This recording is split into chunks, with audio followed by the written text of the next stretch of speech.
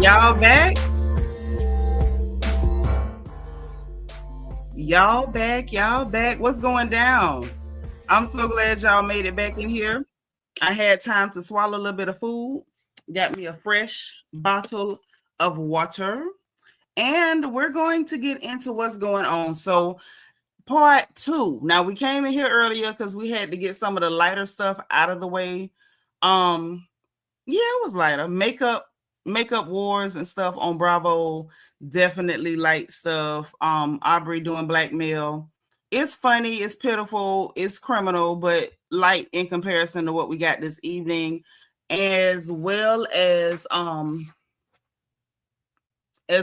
whole 50 Cent baby mama thing. That was kind of funny. So to this evening, we got to get into some other parts of this, some other parts of this day, because this day has been crazy. This day has been absolutely crazy. Oh, and let me say this, because I did not see it while I was live. I was too busy running my big old mouth. And I want to say to Doria Lee. Doria Lee sent a Cash App to support the stream the last time I was live. And I want to say a special thank you to Doria Lee for sending the Cash App to support the stream. Thank you, and thank you again. I appreciate it. I appreciate any and all support. And I'm appreciative if y'all hit the like button. Hit the engagement button is on the bottom right-hand side, the circle with the heart emoji. Tap an emoji. Shoot me some bubbles, okay? Because you know I'm sensitive. I'm going to need that. Go ahead and make sure when you hit the like button, put your like number in the chat. Yeah, we could do a little like lottery tonight. It depends, though. If y'all hit the like button right, we could play the lottery. Because I stopped doing the like lottery on nights when y'all not really hitting that button, because what we doing. So we could do a little like lottery tonight. Just please make sure y'all hit the like button. When the like count goes up, that's your number. Make sure you put it in the chat. Also, make sure that you guys are greeting each other, being pleasant in the chat. If you do have to say curse words or bad words, make sure you misspell them, because while I'm not a stick in the mud, YouTube uses AI to check chats, and sometimes it can get a little sticky, it can get a little messy. So look out for me, okay? Because I'm always look out for you, okay? Also, we're going to keep conversation on who we talking to. No bickering or anything like that in my chat. Make sure, like I said, if you're new, well, I didn't say it yet, but if you're new, let us know that it's your first time so we can welcome you personally and individually. If you don't want to say, hey, it's my first time, just put FTL for first time live, and that is good enough for us. We just happy to have you here, okay? So make sure y'all like the video, share the video, and all that good stuff. I don't know if we're playing the shadow ban game again, but it's like nobody is knowing that we're live, and we got to make sure that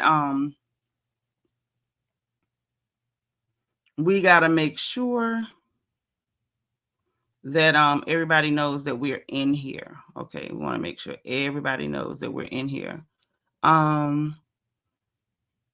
Because I want to talk about the whole Tyler Perry thing, but we also got to talk about that little young couple over there in Georgia that did that horrible Facebook Live. And then, you know, both of those young lives were snuffed out.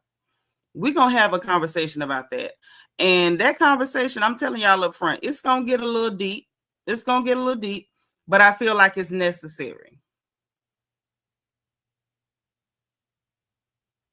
I feel like it's necessary, okay? So let me, hold on. Let me greet who's here. Let's do that first. Let me greet everybody. And then I'm going to make sure we haven't lost anybody on Instagram. Magaline Lamar, hey sis, thank you for being number one. Bianca the Beautiful is in the chat. Happy Tuesday. She is back. Our head Archangel, keep in the chat. Say, we got Quiet Storm 87. Hey, boo. Do not fall asleep, because this one you want to be here for, especially after we get through with Tyler Perry and all of his text messages with this young man, Derek, because we're going to go through it. A lot of the black outlets are kind of ducking and dodging and playing the game, and y'all know we don't do it. So we're going to go through it. We're going through all of the text messages. And once we get through that, when we get to this couple, it's going to get deep. It's going to get deep. So please don't go nowhere. Like, this is not one of them nights where you want to nod off. You want to stay up tonight. You want to stay up tonight. I promise you do. Okay. Aries Diva, I'm glad you back, girl. Make sure you hit that like button. All right, Siobhan. Thank you for being number 4, boo. Okay, she had to duck out, but she gonna be back. This is my girl Tracy Lashley. Hey, girl, thank you for being like number 8. Miss and Coco checking back in. She got a nap, a little power nap. She's refreshed. She ready. She number 9. Thank you. Miss Kaiser Sose is number 10. Glad you're here. All right, Amanda K. Hey, girl. All right, my sister's in here. Miss Lovely T. Hey, girl. Thank you for being number 12. Listen. All we can do is deal with the facts, man. Thank you. Thank you, sis. Remind them, throw them bubbles up. Throw them bubbles up. Hey, blessed woman of God, I'm so glad you back. Listen, you back for the right stream, baby, because we about to get into some murky water. And we need some women who know how to send up some timber, baby, because the water is about to get murky. Hey, Miss Nisi, thank you for being number 17. Creepy. Hey, my dear, how are you? Thank you for being like number 17. My boo Mo is here. She number 16. All right, Wanda White. Hey, sis.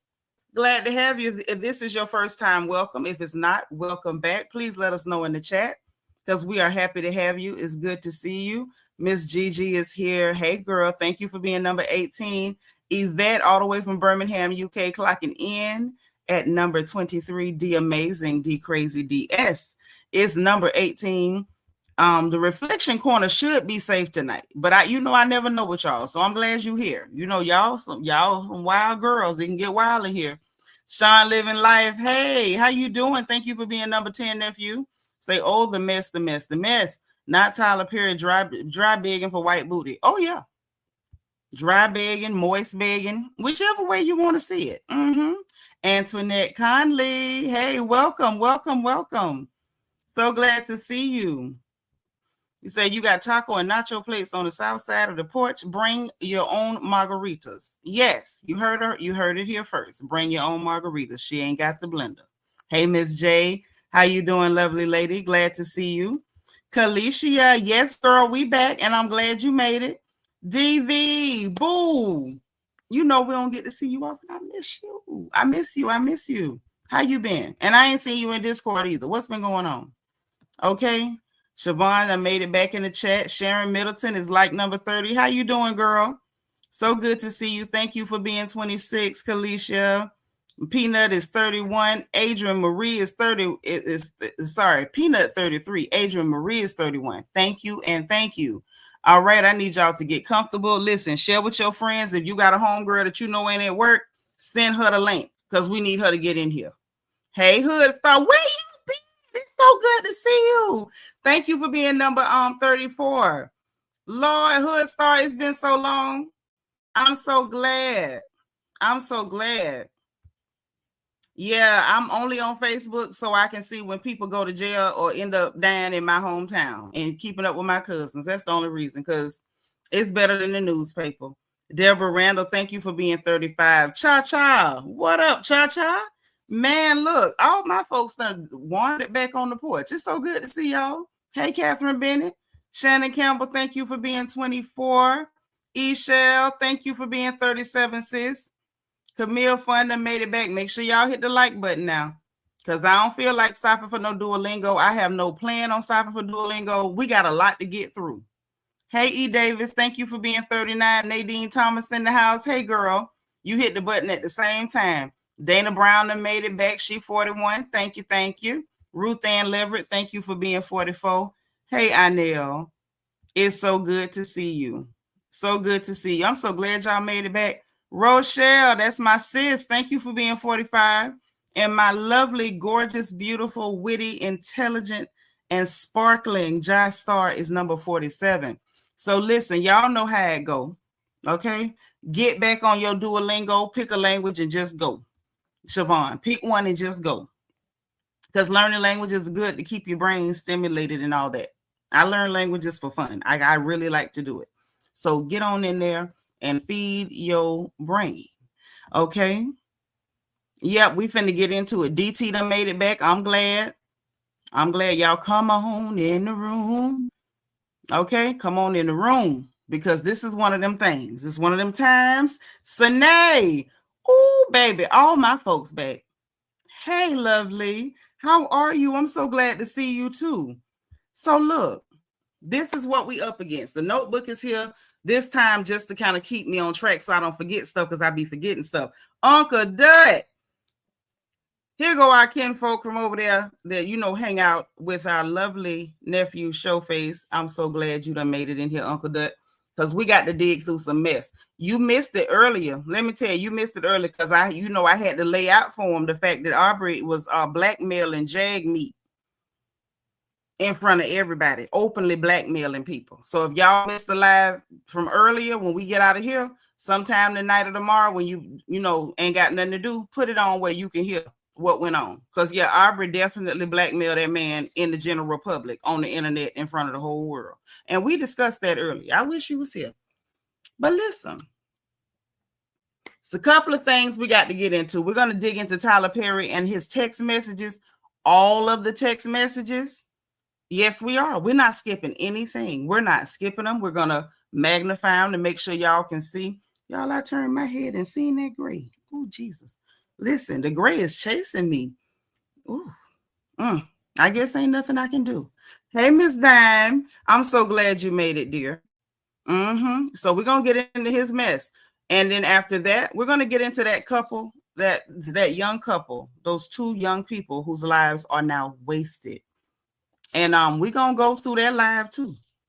So make sure you got your snacks. If you got to order Uber Eats, put your order in now. Don't wait till the last minute. And then you got to jump up and run to the door when everything start cooking. Nashina M, thank you so much for the Cash App, sis. I appreciate the support. Nashina is always so supportive, and I love you for it. Hey, Sweet Tea, thank you for being 52. I appreciate it. All right. So right before we dig into the Tyler Perry of it all, let me make sure DT, I'm hoping y'all don't have the reflection corner because there's too much serious stuff going on. So I'm hoping that y'all don't have the reflection corner, but I don't ever know with y'all. It can go either way. So hopefully we don't, but there you go.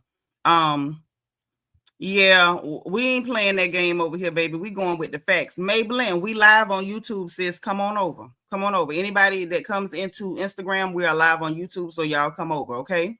But yeah, absolutely not. Yeah, Tyler might send them to the corner because they probably gonna have all kind of jokes on Tyler as we go through these messages. Hey, Cassie G, Kim, we on YouTube. Come over. We got to cover this mess with Tyler Perry and that $260 million lawsuit. So come on over to YouTube. Come on in. Y'all hit the like button. So we got to cover that. And just a couple of other little things here and there, but those are the two major things we got to cover. So let's get into it, okay? Now, that gray. Y'all, the gray in my hair look like lightning. Y'all, the gray is getting grayer, like it's getting lighter. This is scary. What am I going to do? Y'all come over to YouTube. Let me shut this down. Let me shut it down. Jesus, y'all, I looked on that camera and seen my gray, and the gray was up there, looked like it had a flashlight. Hey, Lulu's little girl, thank you for being number 56. Say, I'm definitely ready to cut up over the Tyler Perry mess. Oh, I know. But we're going to get into it. Hey, Ashley, thank you for being 69. Lord, she say, embrace the gray. Baby, listen. It's bright. Like, it's bright. Ooh. Y'all, it used to be if I parted it over here and moved it this way, it would cover up the gray, but it's too much to cover. And my old is showing. Okay. But it's okay. I don't care if it's show. Darn it. I'm old. It don't matter. So let's get into this. Right before we dig into the Tyler Perry of it all, I have one PSA for the Black folks in the chat. Okay? Real quick before we dig into Tyler Perry, because we are going to dig into him the way he was propositioning to dig into that young man. Okay? Now, that's right, Quiet Storm. On the inside, I'm on the 25 plus something, but there you go. Thank you for the emotional support. Quick PSA for Black folks, Black American people that are here. This don't mean that we ain't got love for everybody else, but this is strictly for my Black folks. Okay. Yeah, I'm never gonna die it. If it's gray, I'm just gonna have to live through it. I'm never dying it. I promise you that. Hey, Philly Joint, thank you. But quick PSA for my Black American folks. I see for the most part, most of our folks online are in lockstep, and it's one band, one sound. Let me say it one more time in the words of Dr. Lee from Drumline: one band, one sound. I don't really want to hear any stories about y'all going out there helping somebody protest, getting involved with any riots or anything else stupid. That is not our business. That is not our fight. We are not going to defend any groups of people, because when it's us, it's us. So I do not want to hear any stories about any of you going out there. I know we've seen a great number of videos with people from different communities where the Blacks at in their houses. That's where we are. We are in our houses. We are not going out there to be cannon fodder. We are not going out there to be foot soldiers. We are not going to throw our bodies into a wood chipper so that you can have rights that we don't even have in this place where our parents built. Okay? We're not going to do that. So I'm going to need y'all to remember: one band, one sound, period. We're not doing it. Stay in the house. And I mean it. Hey, Maybelline. That's right. Drinking my water, minding my biz. That's exactly what we need to do. Yes, we are staying clear. You want to support, say a prayer for them. The Lord is everywhere. Pray for them. But you stay your butts up out of the way. Because I saw one video where there was a lady, hey, DM Rocks, a lady who I believe to be a Mexican immigrant, possibly. I'm assuming. Because I think she, was with the people that was holding the Mexican flags. It's very difficult to tell the difference. So I mean, no disrespect to anybody. When she sat up there talking with CNN, the first thing she did was lie and say, oh, it's the Black people that's rioting and looting and stealing and stuff. The Black people didn't even show up, and you done already lied and said we did something. So y'all stay home. One band, one sound. And I mean it. That's right. Y'all take a page out of Nashina book. She says she's still over there popping her fan line dancing. Y'all still got line dances to learn. Y'all got to learn the country girl. Some of y'all still ain't learned the boots on the ground. Y'all got to learn the flex. Cupid got a new one out called a cookout. Y'all got line dances to learn. Y'all legit don't have time for this. You don't. You don't have time. And thank you for standing with us while we sitting down. Because that's what we're doing. We're sitting down. Okay. Oh, yeah. That's not new. That's very common. It's a very common thing. And we know it because we live in it. Right, Tracy. We're not even going to watch it on TV. We don't, we got line dances to learn. So many dances. So I just wanted to stress that to you, to encourage you. Get your fans. Let me get mine in case a hot flash hit. The latest one I've been with is the one Peanut had got me for my birthday. So y'all, we still got to learn how to pop the fan. Popping a fan is not simple. So you got to learn how to pop it, and it gets a little, so practice that. Okay. All right. Okay. Peanut say learn the dangerous line dance. It's her favorite so far. So y'all work on your line dances. And Sharon says, or your scalps. Okay. So that way you can leave the house without a wig anytime you want to. Sean said, I have a job and bills to pay. I don't have time to fight for people who shouldn't be. Listen. So I need a fan. Where my fan at? Lives rent-free in my head. Yes. That's right. So let's go ahead and pull up the text messages. Ain't no need in dragging this out. Let's pull up the text messages. It's a shame we got to do it, but this is where we are, right? This is where we are. Not sure what else we can do with this except just deal with what we have in front of us. We got to pull out the text messages, and I don't know what order they're in, but we're going to go through them.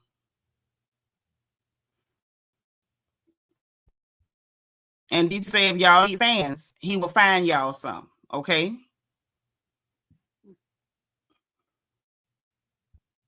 Happy to find y'all some fans if you don't know where to get one.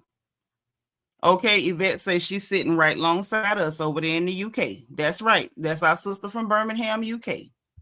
Mm-hmm. We're going to talk about that too. We're going to talk about all that preaching. Yes, we are.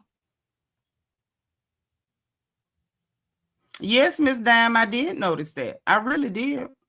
I noticed they ain't saying much.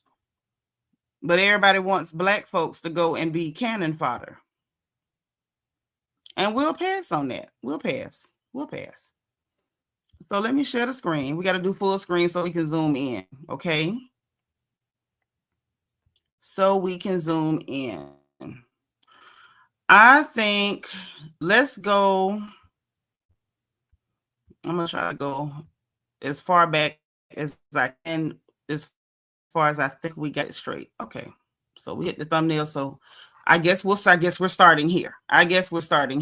Okay. Miss Dime Carter was born here. So I don't think we're talking about her. But you mean as far as having something to say?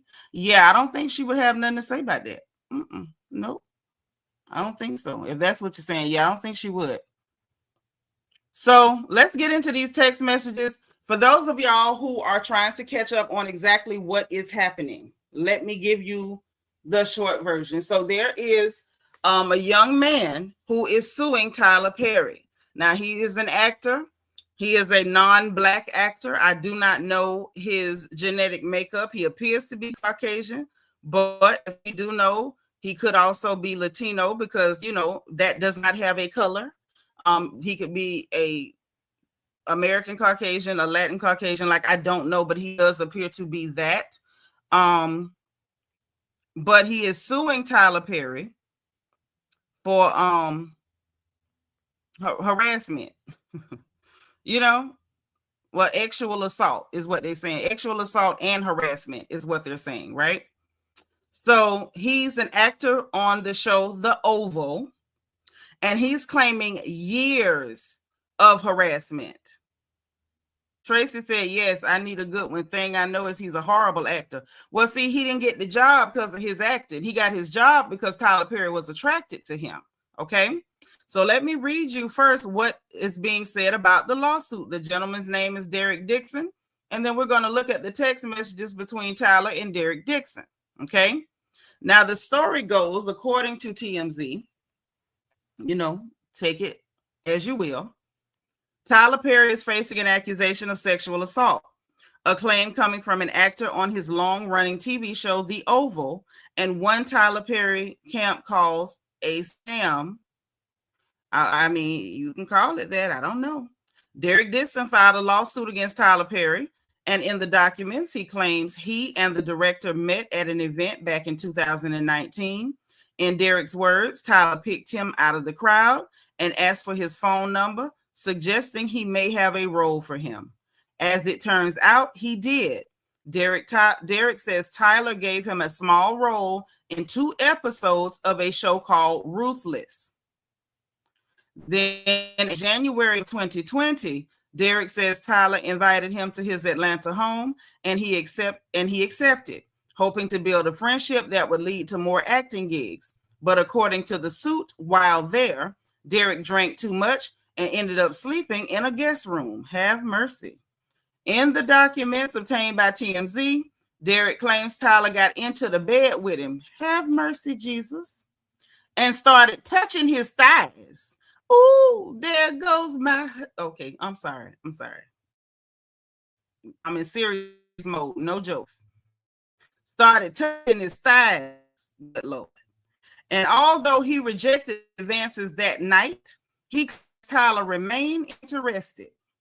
Shortly thereafter, Derek says he landed the role of Dale in The Oval. Great for his career, but he claims it was around this time that Taylor also started finding out sexually suggestive text messages, including asking what Drew's sexual preferences were and telling him he has sex with men. There also notes his character, Dale, was written as gay, homeless, desperate. Ooh, a store clerk who had to sleep with other characters for a place to stay. That might have been fantasy. I'm sorry. Back to serious professional. He claims that's exactly what Tyler told him he was looking for in a real life sexual partner. Hey, Missy. Someone who would be loyal and dependent upon Tyler. Derek says he feared his career would be derailed, so he flatly rejected Tyler. So instead, he told him he was a sexual type, but he was always terrified he'd lose his job if he complained of extra harassment. I may as well work because I'm just going to call it like it is. To the point, he says, Tyler once again invited him to Atlanta in 2020, and things allegedly took a dark turn. The claims he greeted warmly, but quickly started sexually charged conversation, like asking him if he liked it rough in bed. My God. Ooh. And then Derek by the throat while saying, look how excited he just got. Hey, I'm sorry.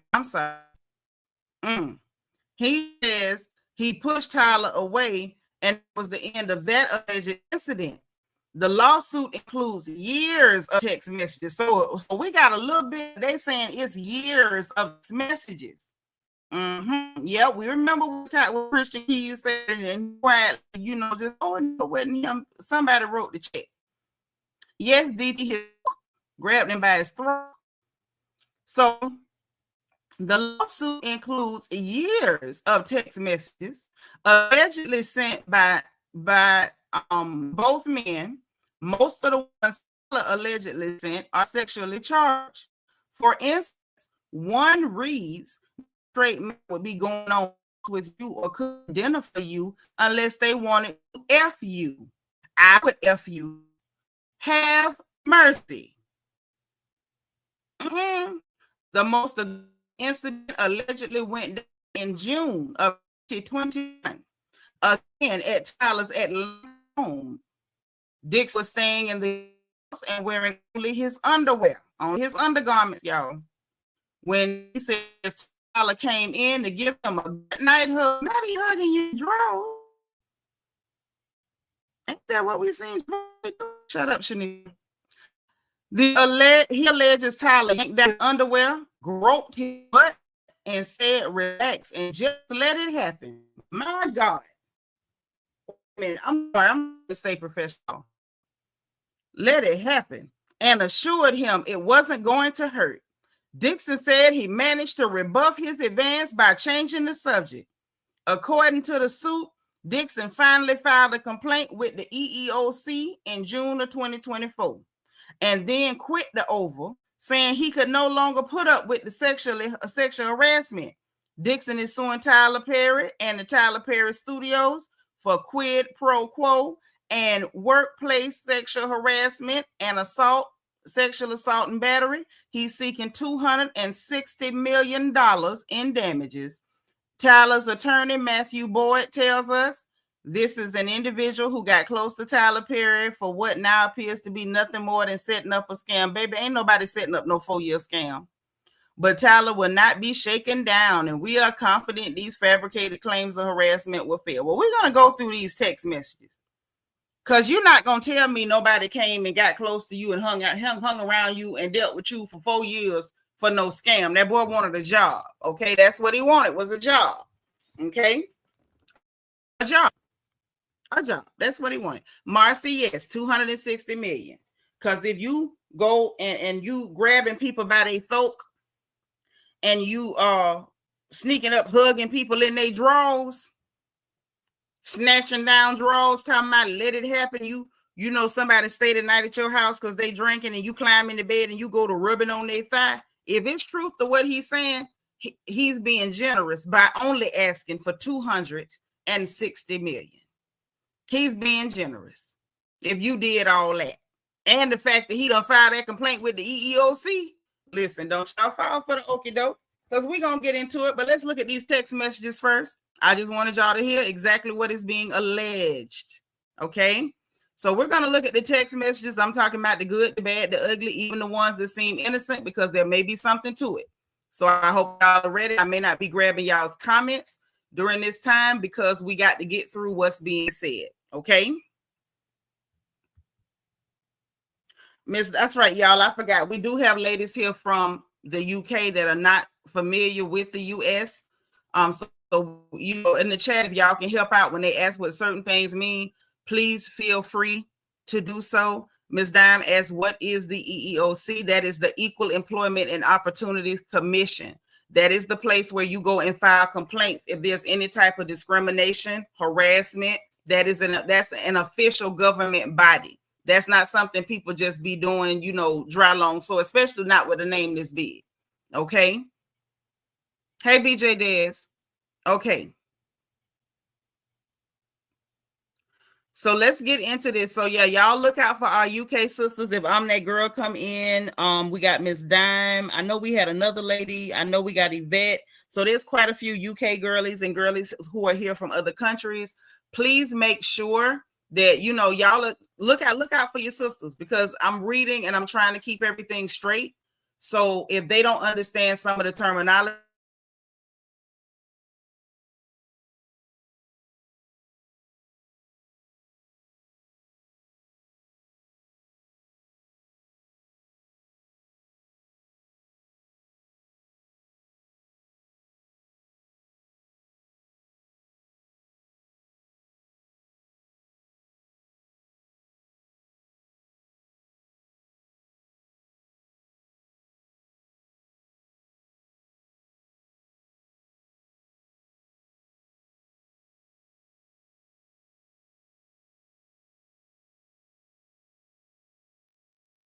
okay, I'm back. But you know, they had shut me down before and I had to come back. So hopefully they're not doing nothing funny to make us be quiet, because y'all know quiet is not in my repertoire. So, you know, sad for those guys. Sorry to that person, whoever that is, because I'm gonna talk. I'm gonna talk, and we're gonna talk about all of it too. So let's get into it. Yeah, I'm definitely not going to be quiet. So yeah, I may not be able to pull up stuff, but we do have to get through it. Okay.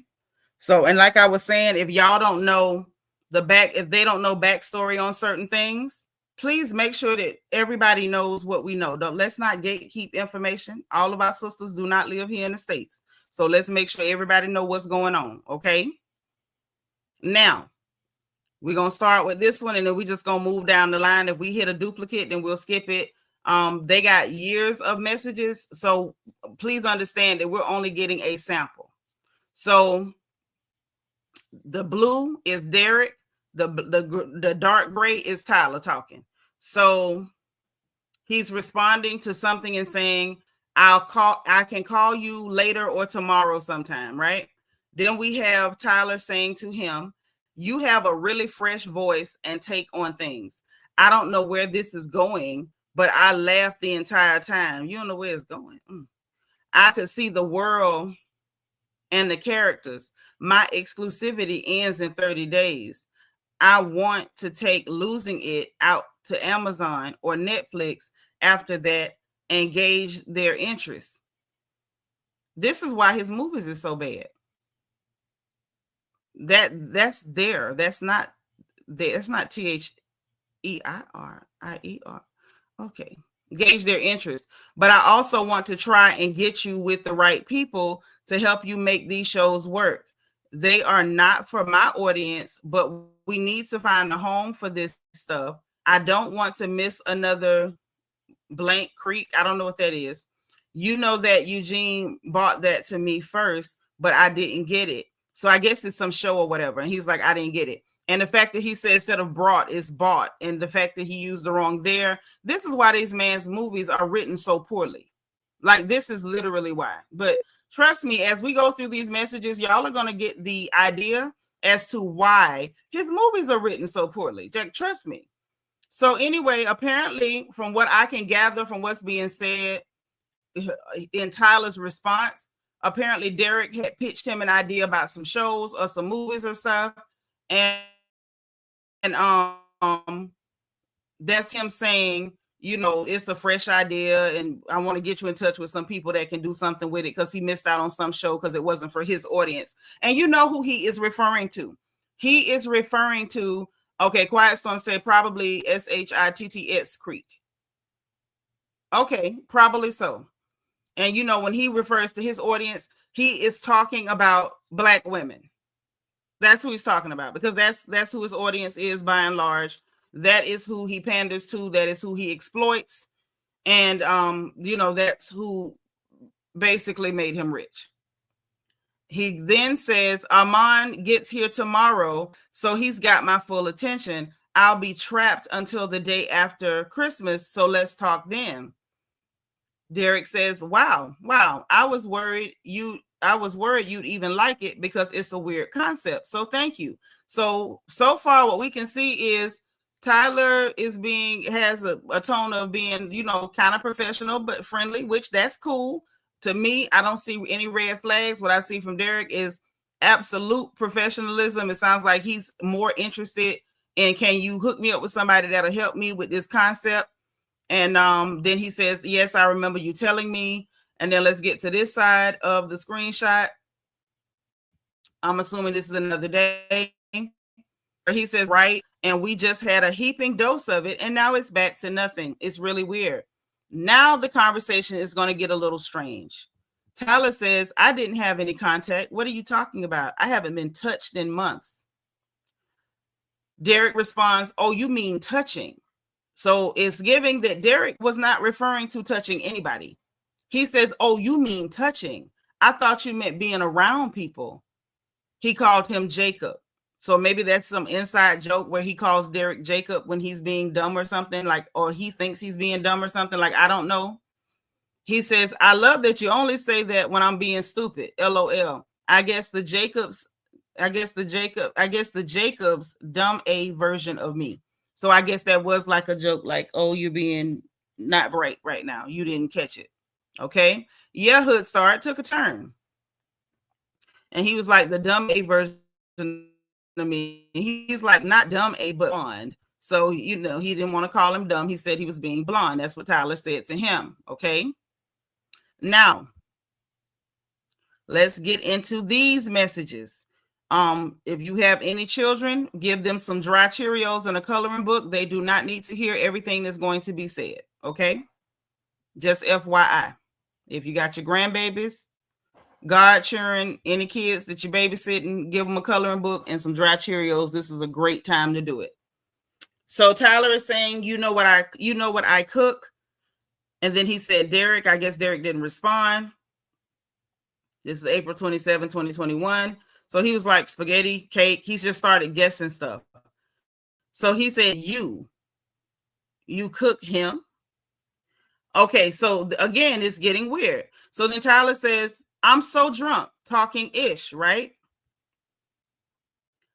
So then Tyler says on this side of the messages, let me move that one out the way so it's easy to keep up.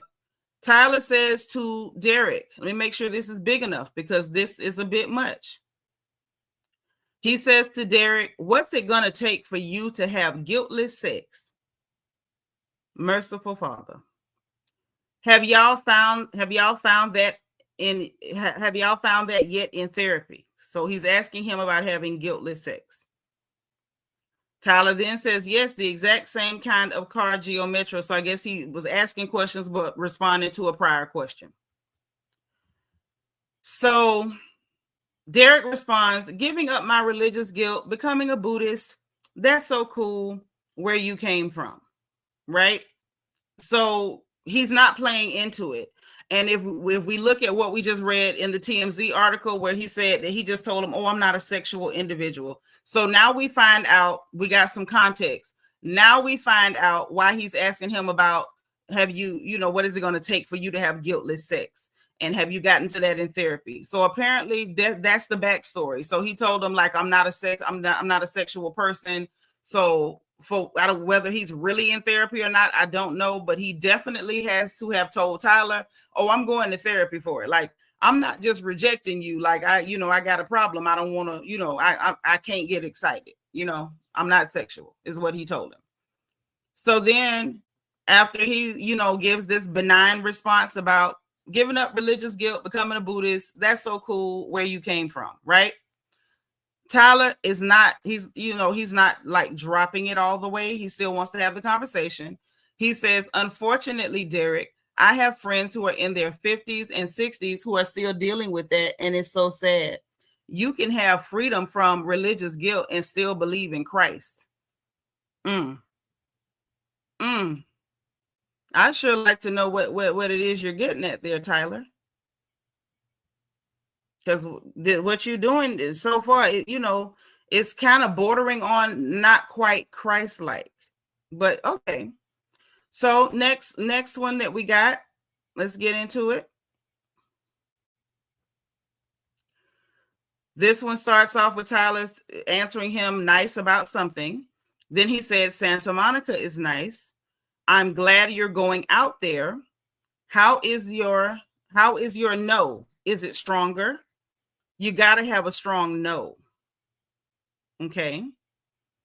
So we see Derek respond and says, yes, it's strong. My mom literally thinks I'm going to sell my soul to the Illuminati. She heard Kanye say that it was real, that it's real.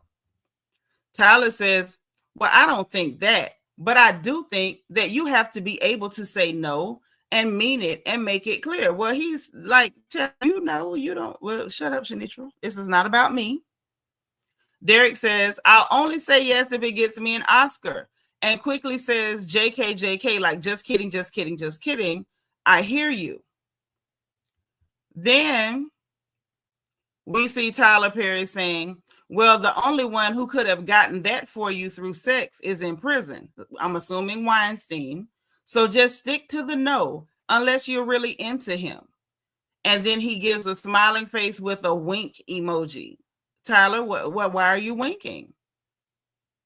So the second half of this slide, hey, high mental abilities, is Tyler Perry saying to Derek, I would hope that you would let someone hold you and make love to you. Wait a minute.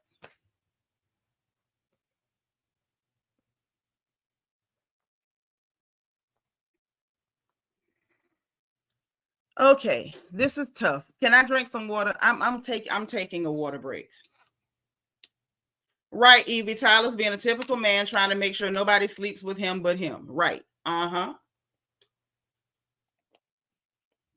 Hey, Richard Wilson, thank you for being like number 93. So let's read that message again.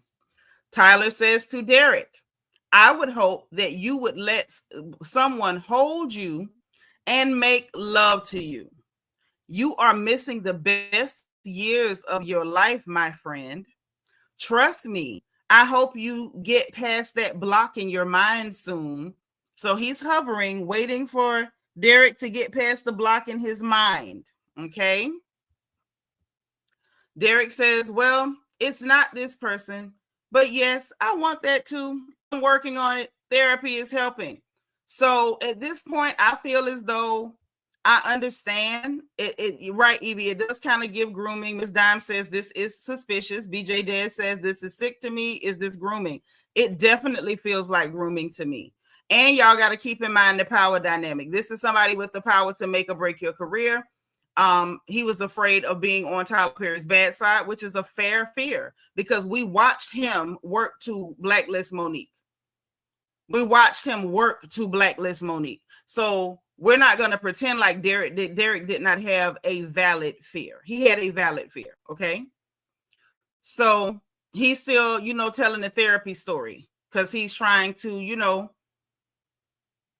how do we say this? He was trying to safeguard his sacred man cave. And so the therapy story is working. Tyler Perry thinks he has a block and he's just not sexual. And that's why he wasn't able to break into his buns. This is Derek's story, not mine. Next slide. Okay. This is the one we read, so it's a duplicate. Let's get into this one. Let's go. Let's get into this one. I don't think anything's missing, Marcy. Like I've been, unfortunately, in my younger days, I've had some of those conversations where you're trying to talk normal with somebody who is preoccupied with the idea of impaling you or inserting something in you.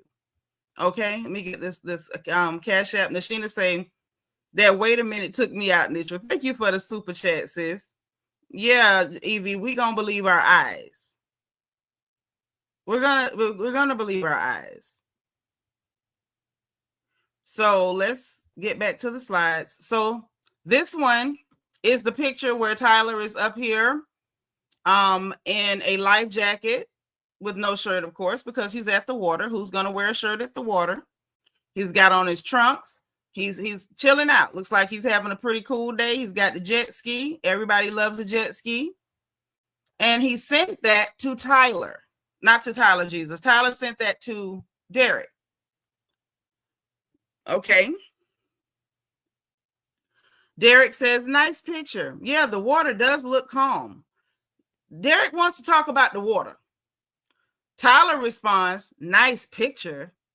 He says, great, amazing, awesome picture. Like, not just nice, great, amazing, and awesome picture. Like, if that's what you're looking for, it's a great, amazing, and awesome picture. Tyler responds, you don't see that stud in that nice picture? Rude. Okay. My God. Yeah, Tyler's in the black of the dark gray. Yeah. Forgive me, I need water.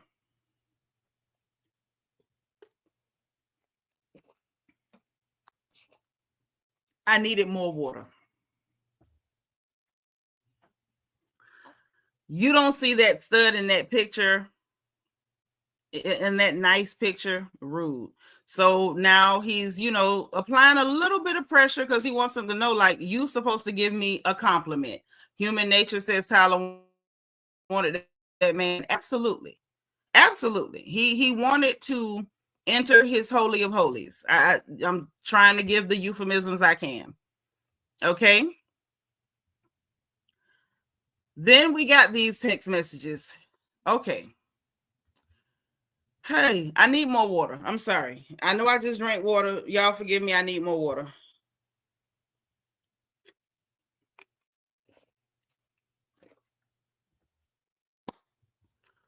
All right. So in this screenshot, we're seeing Tyler say, why did that photo make me jealous? You two together. You're jealous? Oh, Jesus. Okay. Why did that photo make me jealous? You two together. Okay. Siobhan say, Derek sound like me when I'm trying to stay cordial with a pushy man. That's exactly what it looks like. Derek says, haha, I don't know. It's just Brad, LOL. Tyler says, LOL. Derek says, he just wanted to go for a quick walk to get his steps in. And now I'm walking to Chipotle by myself. LOL. Tyler says, thick Derek. So now he's calling Derek thick. Okay? He's calling Derek thick.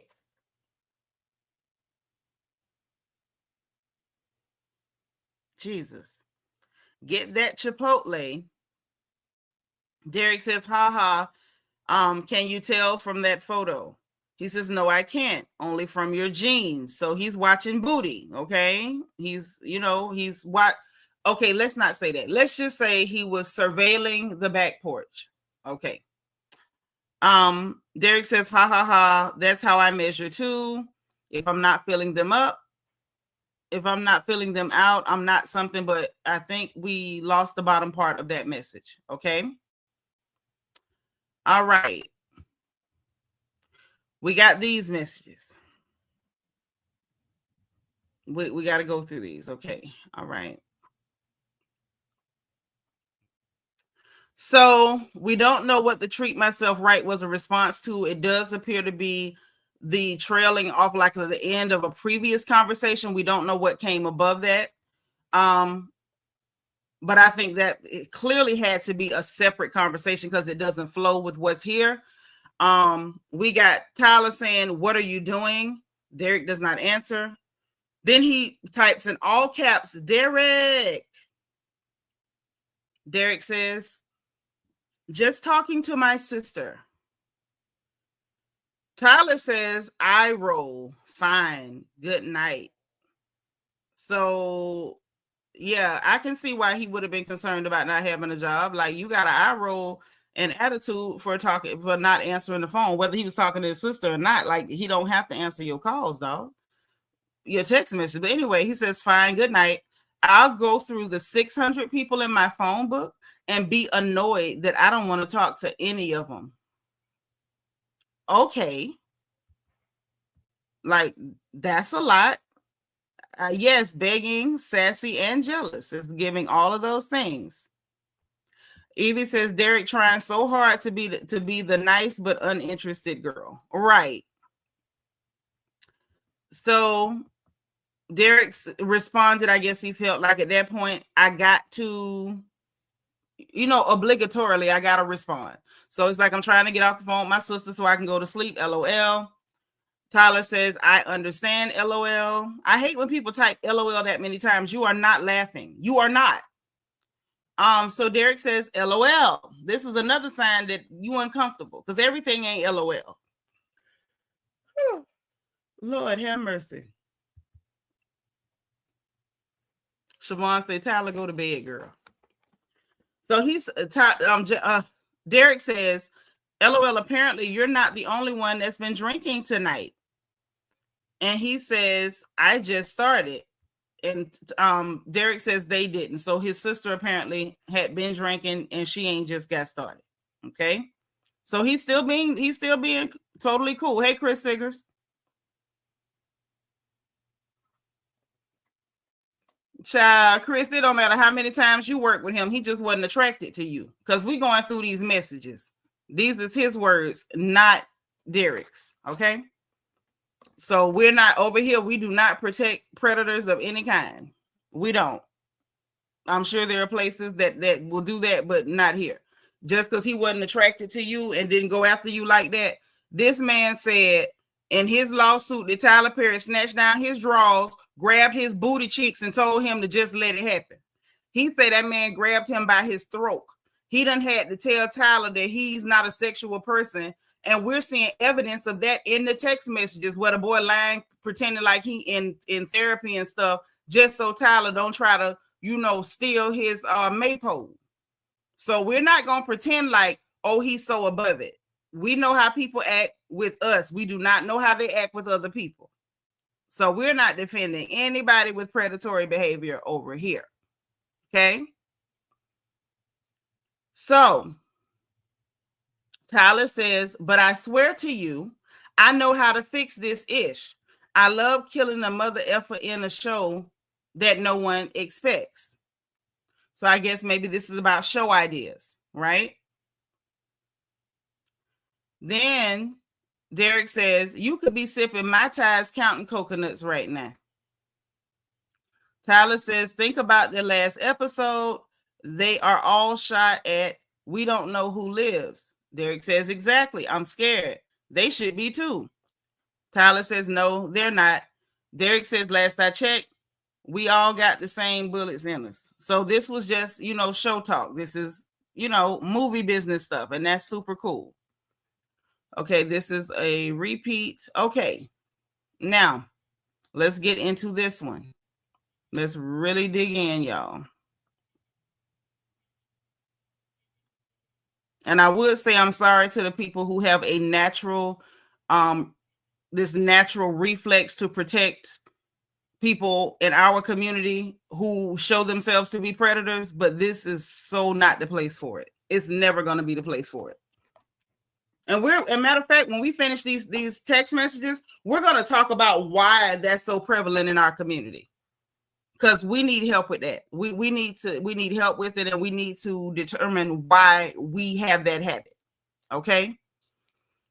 Tyler says to Derek, listen to me. If you let the cast know that you and I have a new friendship, then you are opening yourself up to a lot of questions and foolishness.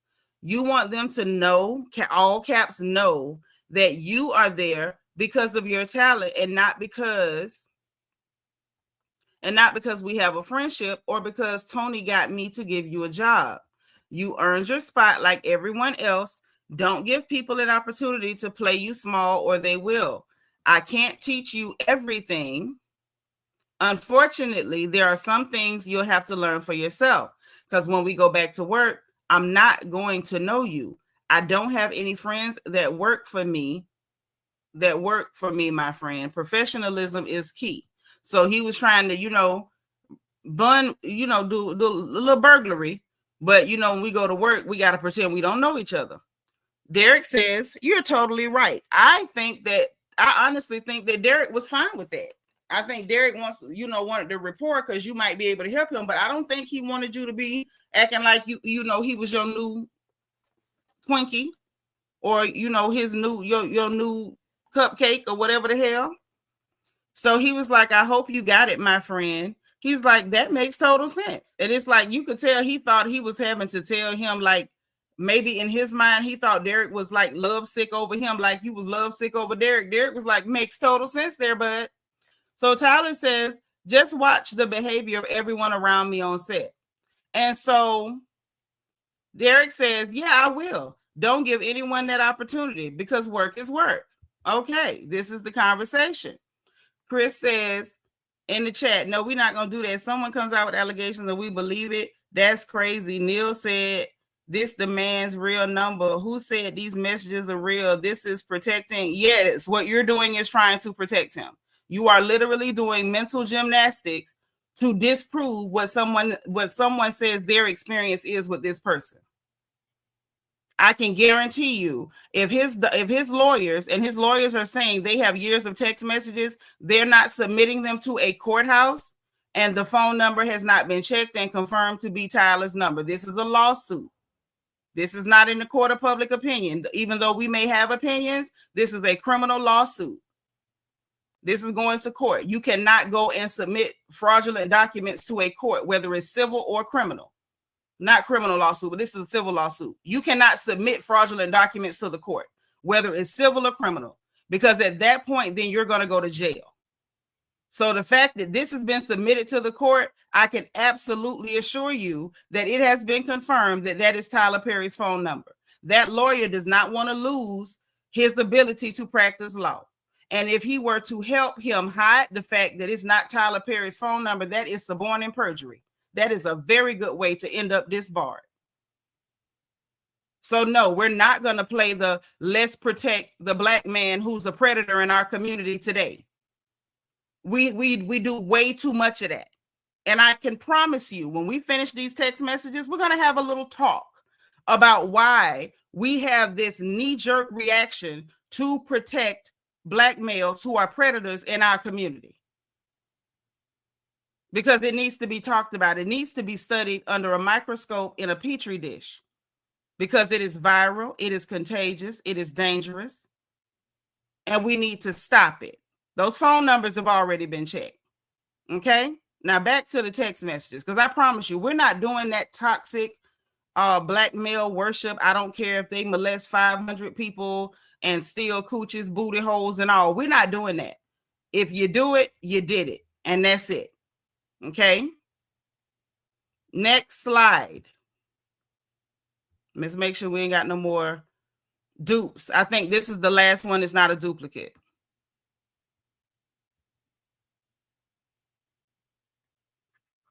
Okay, so this might have been them just talking about the shows again, but let's get through it in case there's anything we missed. Tyler says to Derek, they are stupid to think that, so stupid. He says, I'm going to have a come to Jesus moment with them. I think I'm going to shoot them all. I think I'm going to shoot them all get shot. More bad writing. Derek says, that'll do it. They'll be like, wait, with eyes, like surprise, I guess. Tyler says, I may need to shoot the shoot I may need to shoot the shoot out early. Okay, maybe he's got to shoot the shoot out early. Okay, because it's a shootout and you got to shoot it. Okay, I got it. And he's like Tuesday, or maybe, okay, that Beyonce song on the loudspeaker for everybody. Okay, so this seems benign. It doesn't seem dangerous. He's got a picture of Beyonce, and he says, I was just about to text you this. So this one seems harmless. This one seems harmless. Okay, so let's stop sharing. That's all we got on the text messages for right now. Ooh, let me fan, cool off. Yeah, the EEOC would have checked it too. Like, that's a whole government body. And we're not going to play that game. Like, we watched people play that game when it came to Megan and Tory, where we're just going to all disregard the facts, the law, the evidence, and just start making up stuff. We're not doing it. Not over here. Y'all know we don't play like that here. Even said, Bianca, take my hand when I say I understand that you can't believe Tyler ain't want your cakes. But he wanted Derek. Yeah, he definitely wanted Derek's cakes. He wanted Derek's cakes. Hence why the lawsuit is 260 million. Proof is all over this text. Right. Now you see what I'm saying. So this is the thing. Hey, flip the script. But here's the problem. Just because someone is homosexual, it doesn't mean that they're naturally attracted to another person who happens to be homosexual. Like, let's be very clear, because I want to get that one out the way first. Let's get that one out the way first, right? So, first off, this is for everybody. This ain't about my boo flip the script, because I'm happy you here. This just in general. The first thing we got to get out the way. This is not about whether Tyler Perry is gay or straight. Please be very clear. Once somebody is an adult, they can choose who they want to do the grown folks with. I do not play genital policing on my channel. We do not police the genitals of grown people. Okay?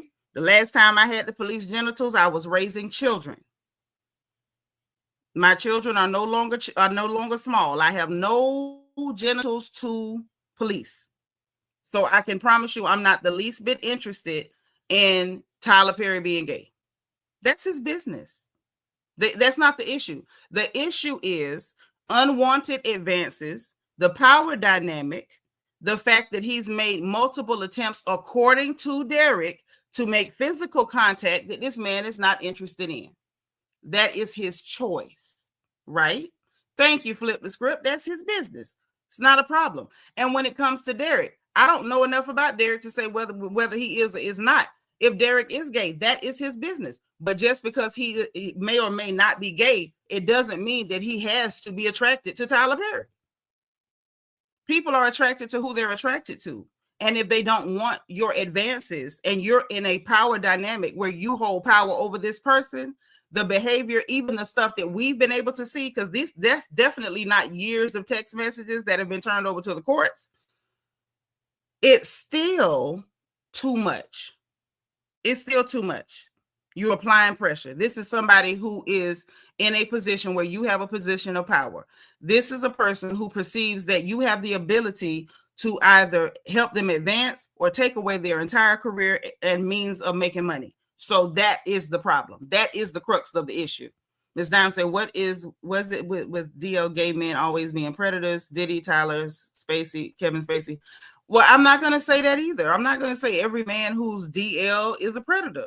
There's a lot of men who are not DL who are predator. There are men who are purely heterosexual who are predators. So this is not about the sexuality. This is about the actions that he took. Okay?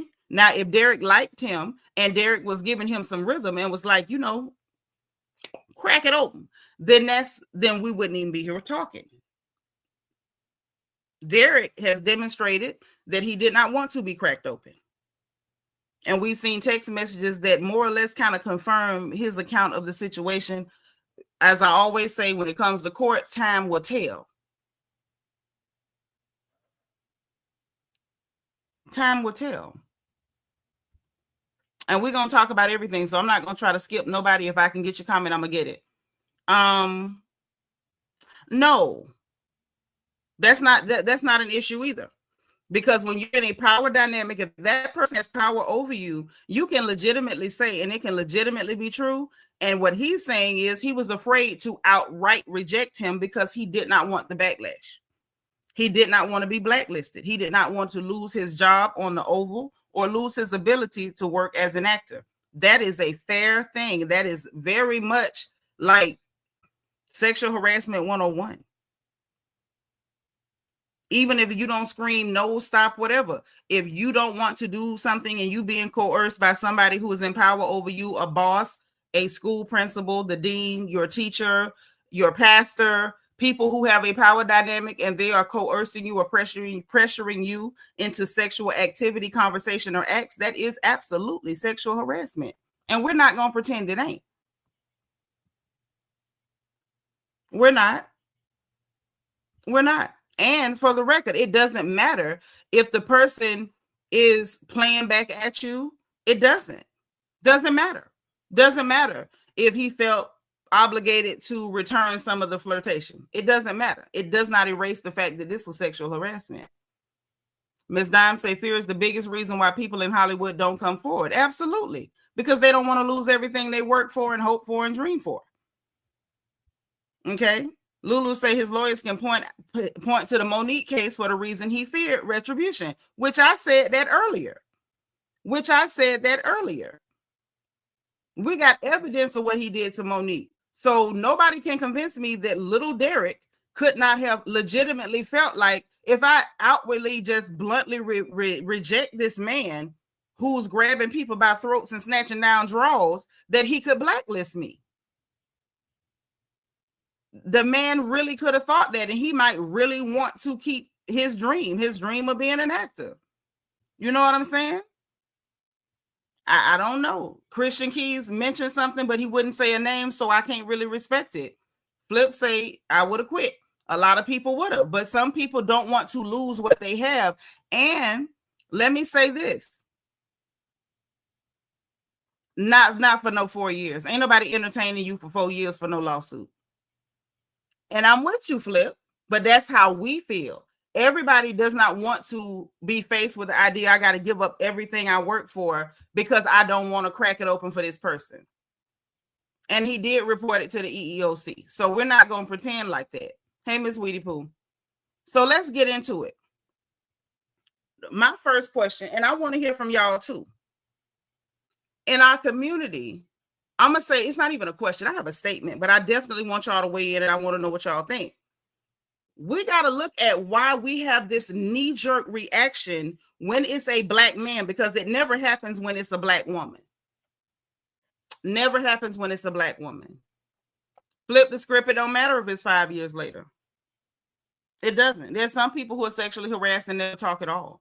So the fact that he said something in 5 years when he felt like he was safe to, I think, you know, that's just what it is. He quit the Oval and now he's talking.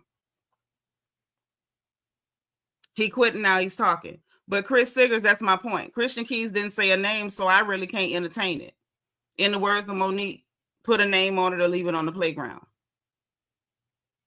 Right, Star. That's what I'm saying. Let's really talk about it. People really tickle me.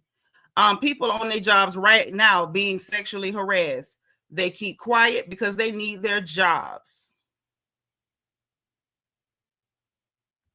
That's what it is.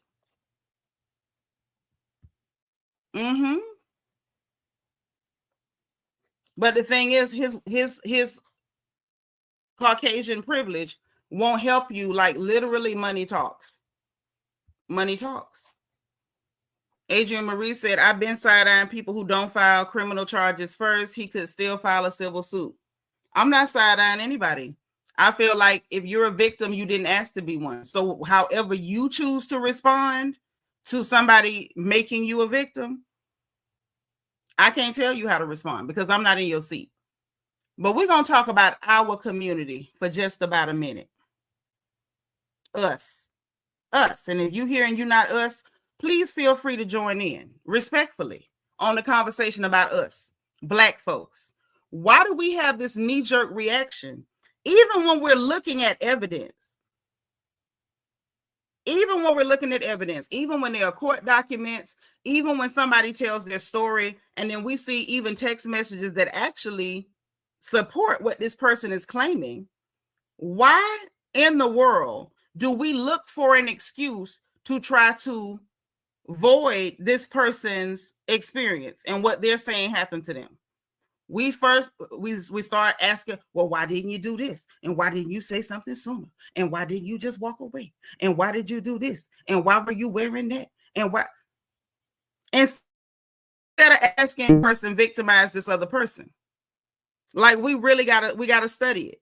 And we gotta be real too. Because, okay, perfect example. Perfect example. And I'm gonna say this with my full chest. The whole Triple D cup.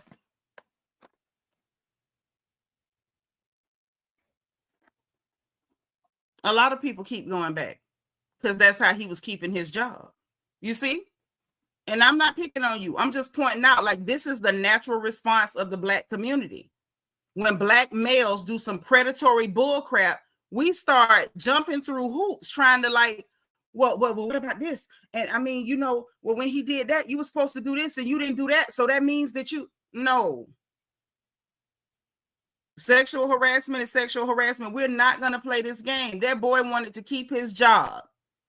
And you know what else? He should never have had to choose between keep your job or crack them cheeks. It should never have been keep your job or crack your cheeks. That should never, ever, ever have been on the table.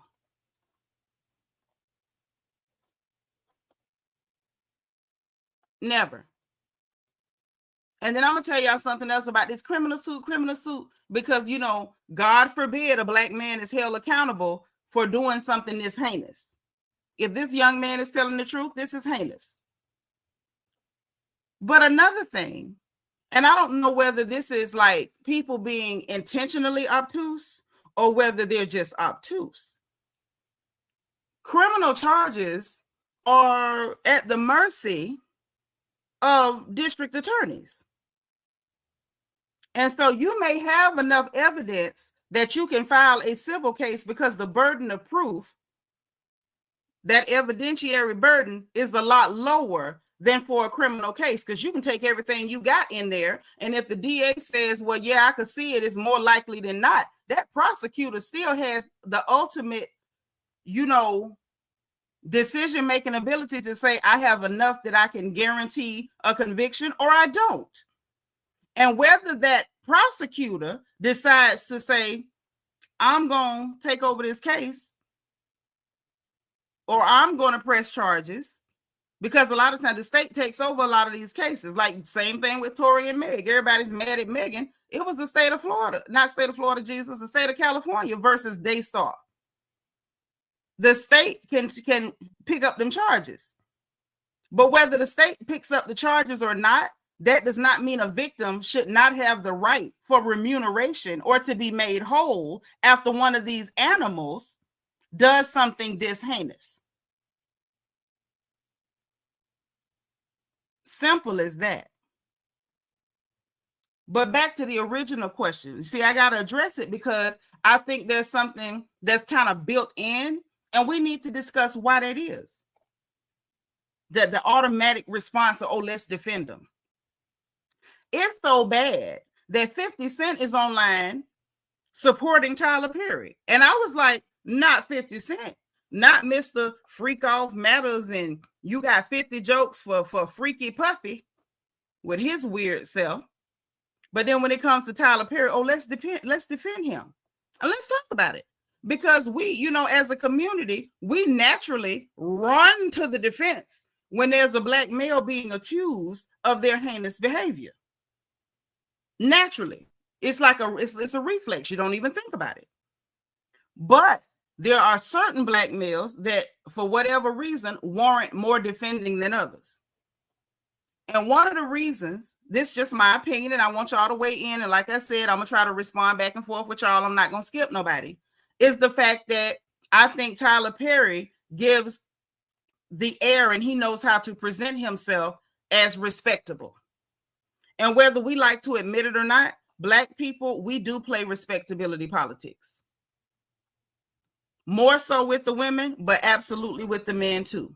Because Tyler Perry plays the role of respectability. Everybody feels the need to come out like, no, we're not going to talk about Tyler Perry. Yes, the hell we are. Yes, the hell we are. And we're going to explore why we feel like he deserves this extra layer of insulation and protection. Why do we feel that way? Now, somebody earlier, whoever you were in the chat, come back and tell me it was you, that was talking about all the preaching he does at these funerals and these award shows. I think that has a lot to do with it. I think that has a lot to do with it. And what I do mean by that is people who know how to play our community. And Tyler Perry has shown himself to be someone who absolutely manipulates and plays our community. I mean, just look at the bodies of work that he puts out, if we can call them that, being ever so generous. It's all about the exploitive nature of these stories toward Black women. Everything is struggle, struggle, struggle, single mama, struggle, struggle, struggle, drug addiction, struggle, struggle, struggle, bad kids, struggle, struggle, struggle, jilted, angry Black woman, struggle, struggle, struggle, rejected by a man. All set to the tune of himself in a dress playing a mammy called Madea. So we're not going to pretend as if this person's nature has not been up for conversation for quite a while. Not over here, we're not. You'll do that on someone else's platform. You won't do it here. So this is someone who knows very well how to be manipulative. He knows very well how to play the stereotypes that absolutely burden and beleaguer our community in order to get support and money and finances and insulation. Tyler has figured out, as long as he tells these stories that are very much exploitive and plays into the worst stereotypes about Black women and helps them to sit down and indulge in their traumas rather than go to therapy and solve it and get resolution. He also knows that as long as he tells these stories and then he plays churchy anytime he has to go and do any public speaking, that the majority of Negroes in this country are going to naturally feel like we have to protect him somehow. We cannot, we simply cannot, we can't criticize him. Like, don't you, you see him online on the blogs, no Tyler Perry slander will be allowed. It's not slander if it's true. And who the hell is he that his name can't be spoken? Who he did that we can't say his name? Because me, I'll say it. I don't have a problem. Thank you, Flip the Script. Above reproach. But they do the same thing. Anybody who plays churchy, you feel like you have to protect them.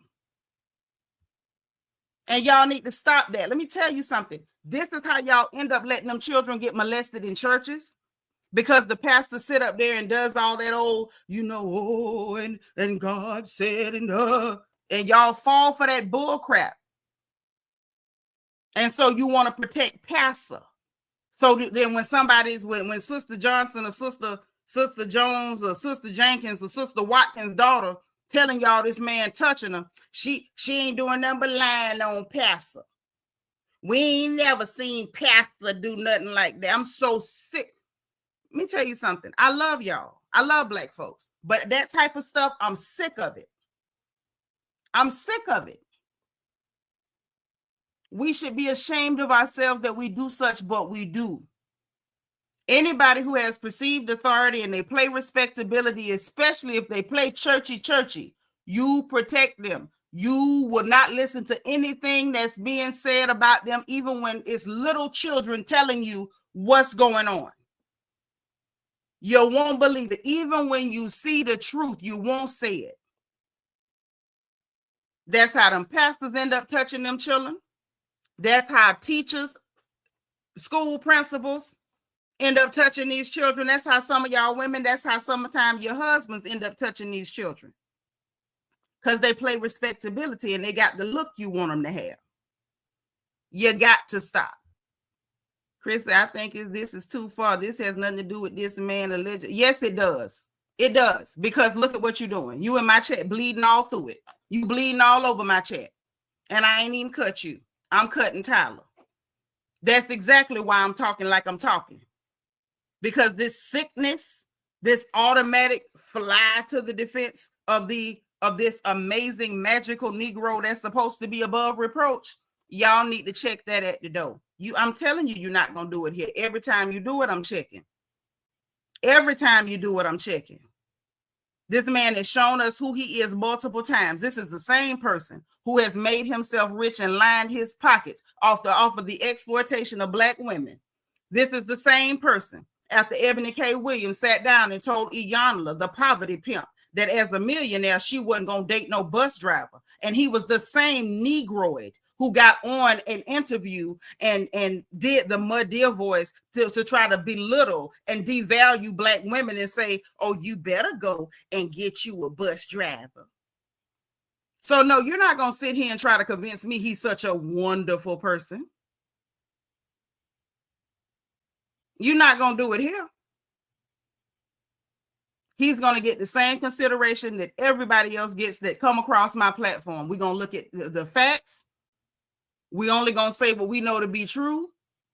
We can say what we believe, and we're going to leave it at that. But we ain't defending nobody, especially somebody who has shown us their character time without number.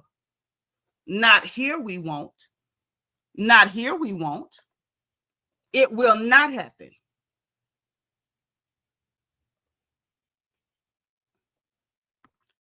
So, Chris Siggers, let me get this right, because I'm going to go ahead and answer you every time you talk. So who cares if he's gay? So are you saying that if he's gay, he deserved it? Is that what you're saying? Like, let's be very clear.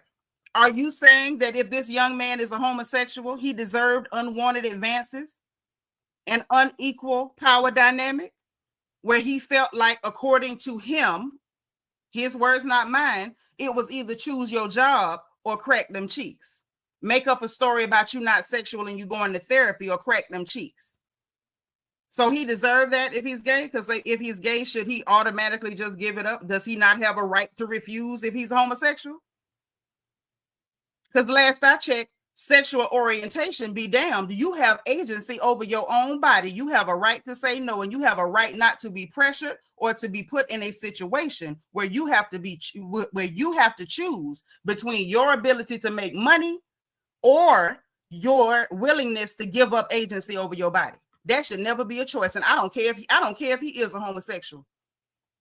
Let me tell you something even better. Even if he's attracted to monkeys, chickens, and zebras, he got a right to say no, and he has a right not to be sexually harassed or coerced.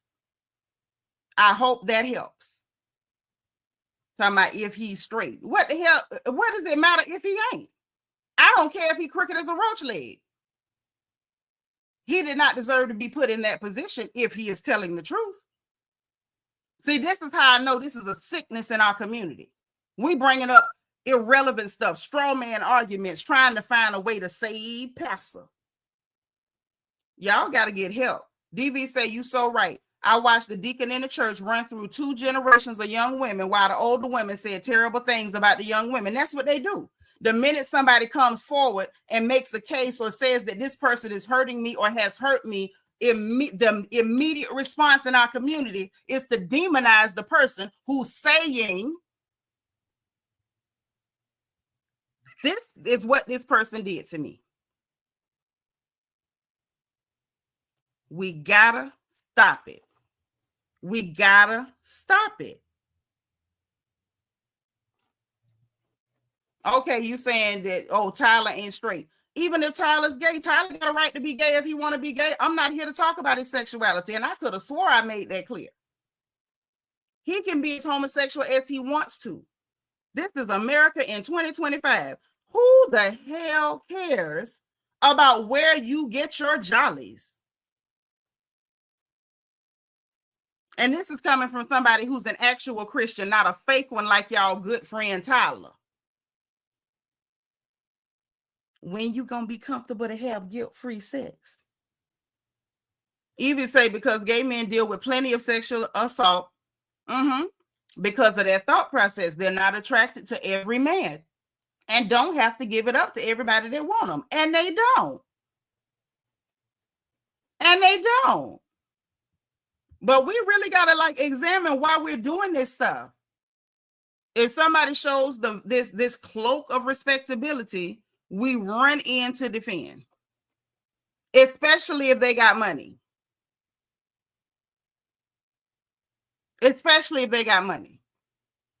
Poverty has done a number on our community. A lot of people have risen out of it and they're no longer living in it, but they still got their poverty mindset. The minute somebody got a whole lot of money, their mind straight go to, but he got the money.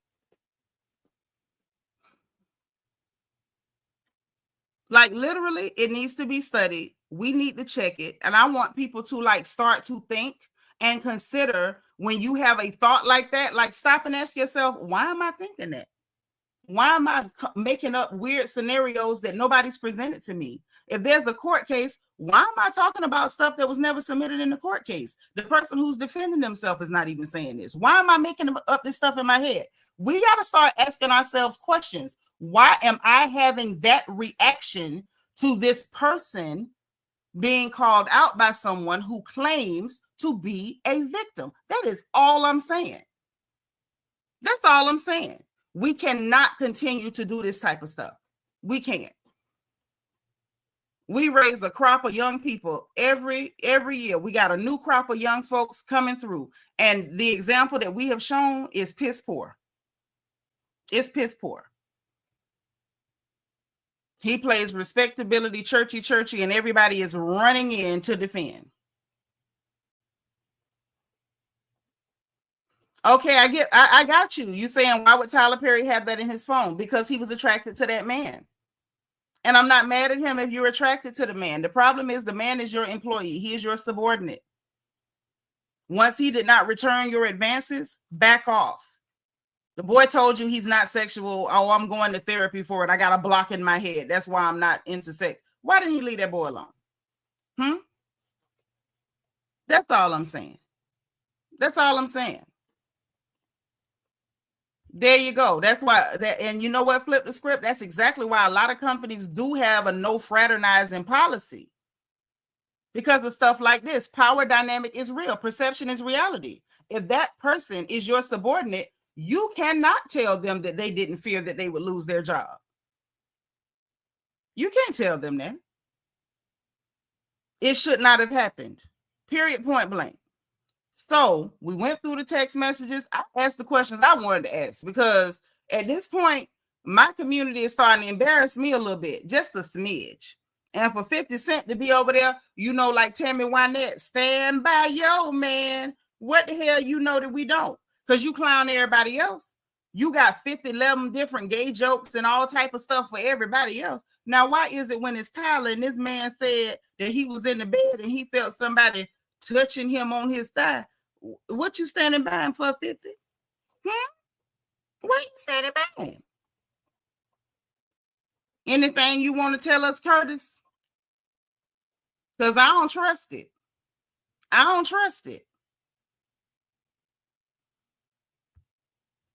First of all, who said that Tyler Perry is DL?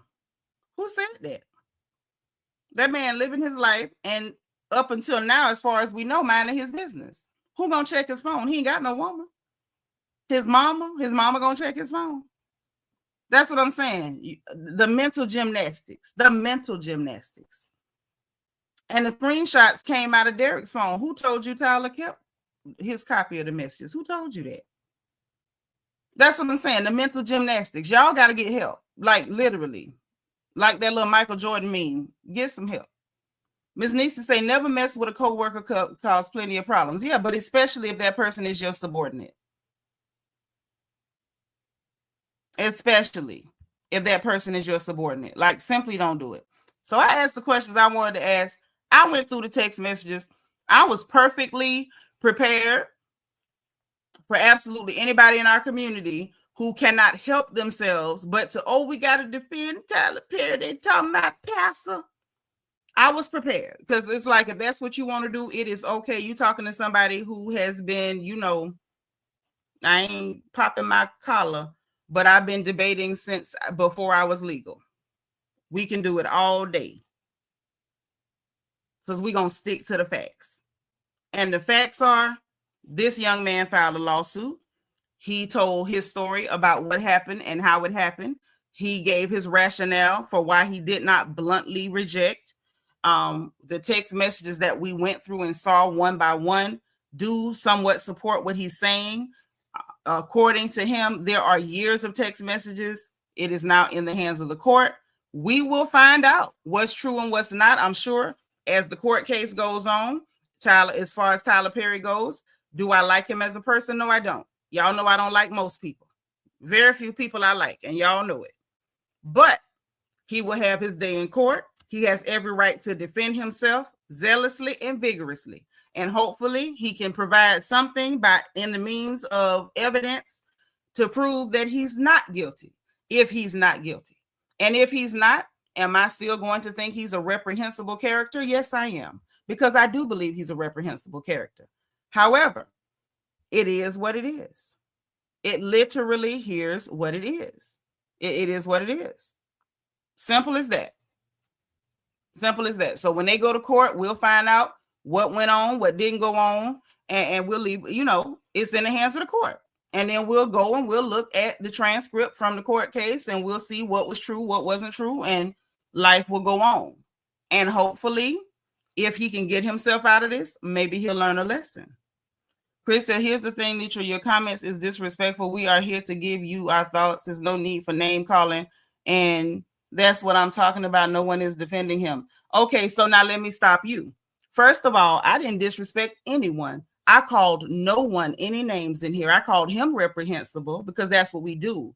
If you come across my platform and you're a celebrity and you're a topic, I may call you a couple of things, and that's okay. You'll live, they will live. So I ain't called you and nobody else in this chat any names. I addressed my people, Black folks, and our response to Black men being accused of predatory behavior. Now, what I did say is that natural thing of running to make up scenarios that even the accused is not saying. I said, get some help, because I mean that. I truly mean that. That is not disrespectful. That is my viewpoint. That is my viewpoint. And I do want you to give your thoughts, but don't think for 1 minute because you give your thoughts that I will not rebut you, because I will. And me rebutting you with cold hard facts and not addressing any of the straw man arguments, any of the red herrings, that's not disrespect at all. So no one's name calling. Don't make up stories, because that is disrespectful, because I will never tell a lie on you. And I will encourage you not to come in here and ever tell one on me. Now, I may not be always able to keep my calorie intake straight, but I can keep a story straight. I know what was said and what wasn't. And you may not feel as though you are defending him, but your behavior and your posture and even your willingness to accuse me of calling you names and disrespecting you because I'm refuting what you're saying is very much a defensive posture. Get some help. The fact that you don't even see what you're doing, get some help. I really mean that. Get some help. And that's not an insult. Sometimes sit down and, like I said earlier, think about your own triggers. Think about your motivations. Think about what is causing you to behave that way. Why is it making you feel that way? And I don't know why it's so difficult to get Black men to be introspective. Examine yourself. First of all, I shouldn't even have to be saying this to you. Let's start there. Before you come in here accusing me of being disrespectful or calling you a name when I absolutely did not. Please tell me what name I called you. Please let me know, please, by all means. I'm very interested. Hey, Brandon. Brandon said, we have been conditioned to believe the billionaire with the alleged wholesome image. Thank you. Thank you. That's all I'm saying. But like I said, I was absolutely there. And you think saying that people need mental help is an insult? This is why the Black community is sick right now. You all have attached such a stigma to mental health and mental health services that you won't get any. The fact that you can't even recognize your own triggers and you're on a live on YouTube exposing the fact that you can't recognize your own triggers, trying to have an argument where there isn't one, accusing people of name calling when it didn't happen. Someone saying getting mental help or getting help is not an insult. It's not disrespect. It's just my thought process because of the way you're presenting yourself. This is who you're showing us. That's how you showed up in the chat tonight. And based on what you're showing me, the only thing I can say is, yeah, get some help. If I see somebody bleeding from their kneecap, I'm going to tell you to go to the hospital. What's the difference? Please help me. Adrienne Marie said, Nitra, for me, I give Black people the benefit of the doubt when the accuser isn't Black. Black people's victims are usually Black people. Please don't be mad at me. People just being honest. Why would I be mad at you? But I'm going to push back against that. When we see Black people and we're saying Black people's victims are usually Black people, that's usually based on socioeconomics and environment. Tyler Perry is no longer on our socioeconomic strata, and he is no longer living in our environment. His money has catapulted him to a different socioeconomic level. He now has access to people other than other Black people. So technically, what you're saying may be technically true, but it's not absolute truth. It's technically true when you're talking about Black people who are usually, for the most part, surrounded by other Black people. But when you start talking about Black people who now have access to other people, that just wholesale, that's just not, that ain't gonna get it. No, that ain't Tyler. I actually know Chris Siggers. That's Chris Siggers. That ain't Tyler Perry. This is Chris.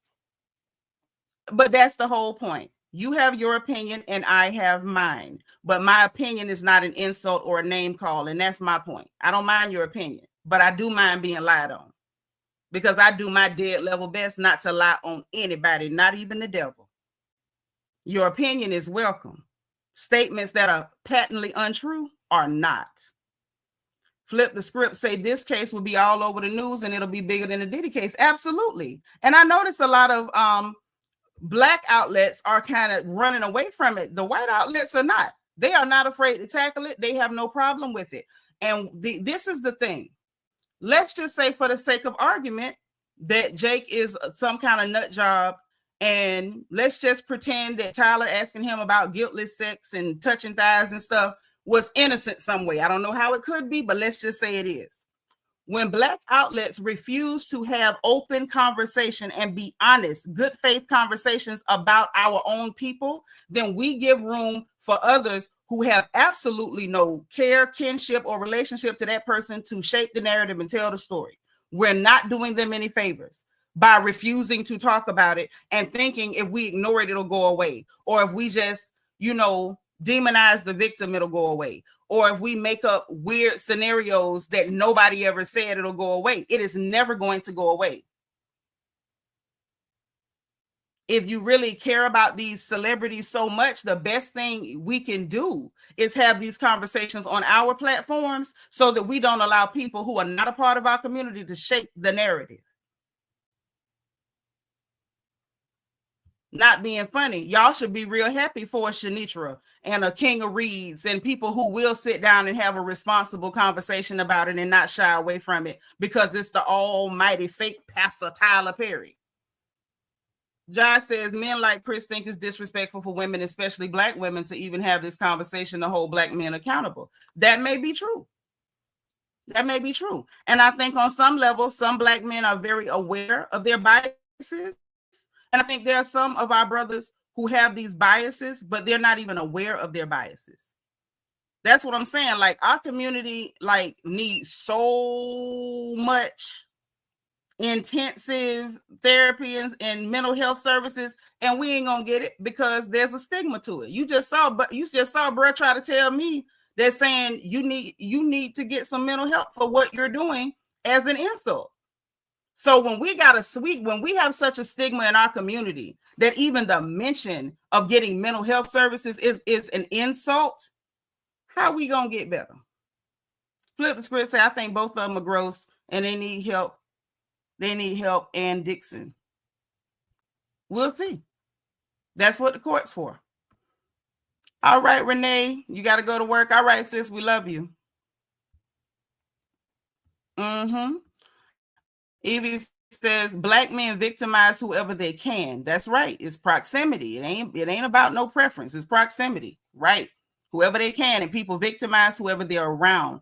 Tyler is not only around black people as a billionaire. Yeah, that may be his story back in the day, but that ain't his story no more. It ain't. Flip the script, say correct. Mental health is something that should not be stigmatized. Thank you. Like, we got to stop that. Marcy said, I always look at everything with the side eye until I get both sides of the story. Right. And right now, the only side that Tyler's giving us is, oh, it's a scam. Baby, ain't no 4 and 5 year scams when we seeing them text messages, the stuff you saying to that boy.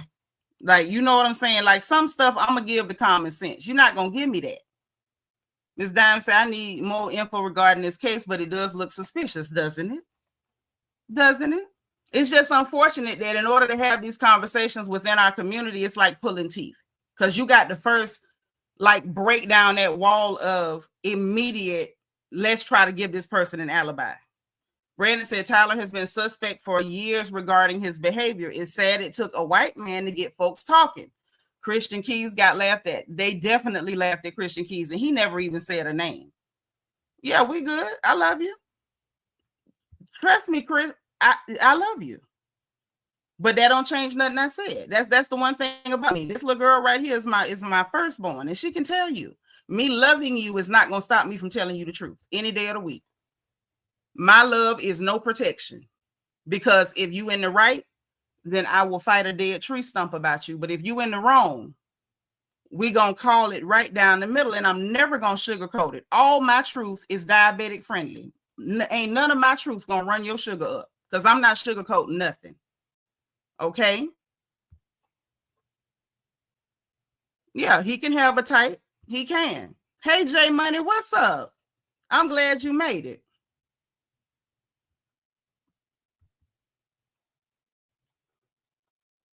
That was just, she was trying to figure out, or maybe giving her theory as to why you might have responded that way. It ain't personal. White men, that's but Christian Keys was clown. Yep, you're right. You're absolutely right. Absolutely right. Marcy says, so that white man felt so disgusted by Tyler Perry, he sued for $260. Come on now, that's not right. Why is it not right?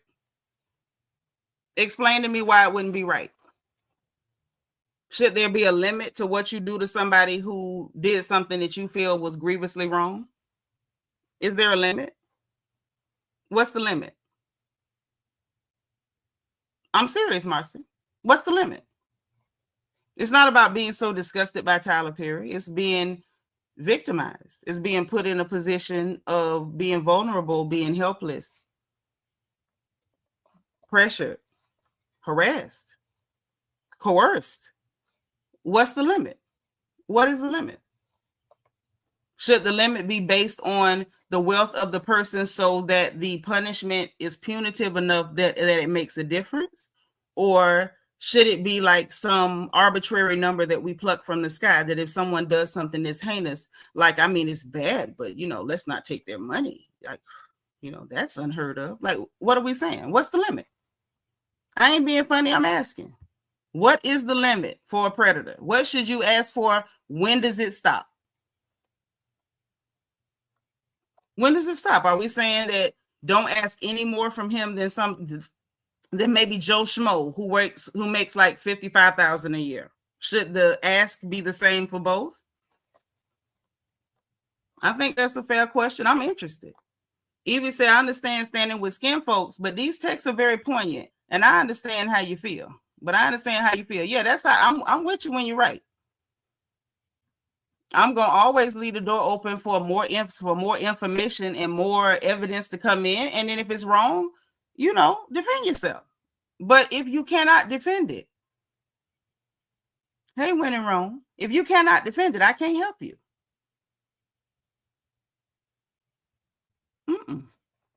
Say, but I'm not in the wrong saying I don't throw anybody away until they're proven guilty. I agree with that. That's fine. Because of those scenarios that you were cooking up and tossing out like a short order cook. That's how we got here. And you should know, because I refuted every one of them in the moment, in real time. Say, why should he not sue for his harassment, Marcy? People sue their jobs for harassment every day. And Tyler is a job, which is why he should have conducted himself better. And don't y'all forget, he's not just suing Tyler. He's suing him and Tyler Perry Studios, much like Cassie sued Puff and the corporation, which is how she got her money so quick, because the corporations have insurance policies, and a lot of times they will settle so as not to damage the brand. Hey, Lady Rita. He said it's a scam. Apparently, this 5-year-long scam where he was asking this man about having guilt-free sex. I don't know what kind of scam that is. That's all he's given us so far. So hopefully in the coming days, or at least in the courtroom, we will find out what defense he has for the things that he has said. Siobhan says, I like how we're all having open thoughts and opinions. Yes, that's what the porch is for. Open thoughts, opinions, and, you know, a little bit of a thick skin, because everybody's not going to agree with you.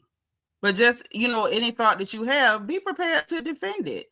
Be prepared to, at least if somebody doesn't understand your perspective, you know, defend it enough to tell us why you believe what you believe. Not just, well, you know, off the top of my head, it should be this or that.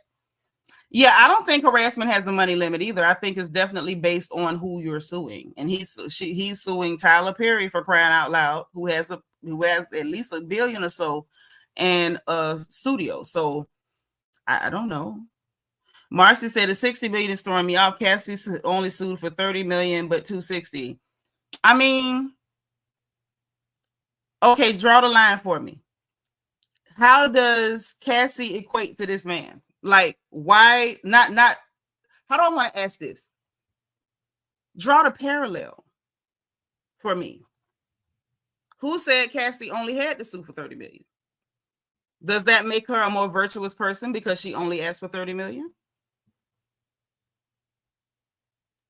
We got to ask, like, did she only ask for 30 million because she knew she was also culpable for setting up said freak-offs and requesting them via text message? Is that why she only asked for 30 million? You know what I mean? So I think it can kind of get sticky comparing one supposed victim to another supposed victim, because their situations are completely different. Cassie was actually in a relationship with Sean Combs. This man was an employee. Cassie was not an employee being sexually harassed. She was a girlfriend who did live sex shows for her boyfriend on camera while he sat butt naked in a hijab touching himself. That's a very different situation. So I'm just kind of asking, like, what is the limit for an employee being sexually harassed by their boss who has a power dynamic that could put him in a spot where he no longer has a job or may not be able to get another job in his same industry? What is the price tag on that? Because we got to leave Cassie out of that. That was my man. So much so that she told y'all that when he called Kim Porter the love of his life, that's when she was done.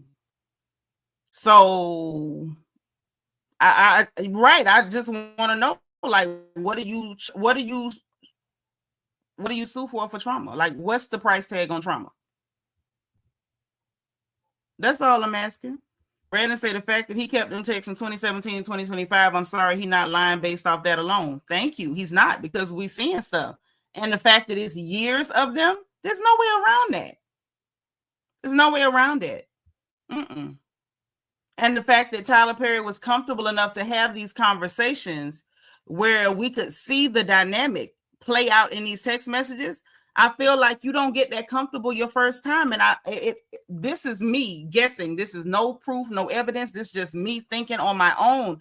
I can't help but to think that you didn't get caught your first time. For you to be that comfortable is giving you've done this before on some level. on some level, and maybe in the other time the person was more comfortable.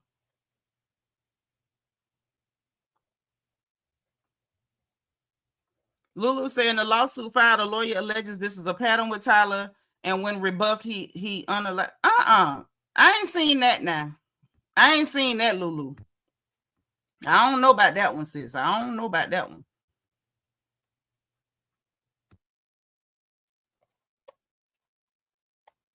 He's not getting $260 for touching and texting. No sex. Please help me understand this number. What is there to help? What is there to understand? Who tells the victim what they can ask for? Usually, traditionally, in these types of cases, they ask for an amount. You may not get that amount, but they usually settle somewhere underneath there. So I was always told that you over ask so that you can get what you actually want. Just because he asked for $260 million, it doesn't mean he actually wants that. But I think a lot of times the strategy for these lawyers is to ask for far above what you actually want. So when negotiation starts, you can land closer to the number that you do. What's up, Lady Rita? Yeah, Cassie chose that number at random. Yeah. But also, never forget, that was her boyfriend, not her employer. Who says, hey, come for a drink. When you get too drunk, sleep in the guest room, and you're going to wake up with me in the bed with you rubbing on thighs.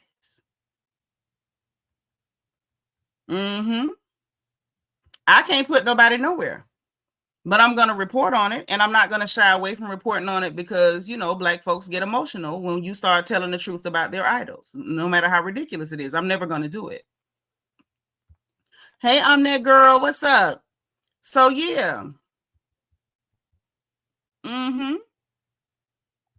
Right, because now, you know what? Sharon Middleton for the win. I didn't even think about this aspect, but you're absolutely right. Y'all forgive me for fanning. It's a hot flash, okay? I'm having a power surge. Sharon says the amount of $260 million is for the man being blackballed and not being able to practice his craft for over 5 years. Well, he wasn't quite blackballed because he was working for Tyler Perry doing this Oval thing or whatever. But think about it from this angle. After this lawsuit, how easy is it going to be for him to be able to get a job? So it would not be dumb for him to think about his earnings going forward. Considering how we behave, the general public, especially the Black community, how we behave about anybody who calls out an abuser. So that's not bad. That's not a bad thing, you know, to consider. You mean blackballed. And who is y'all? Her name is Sharon. Let's be direct, because Sharon said that.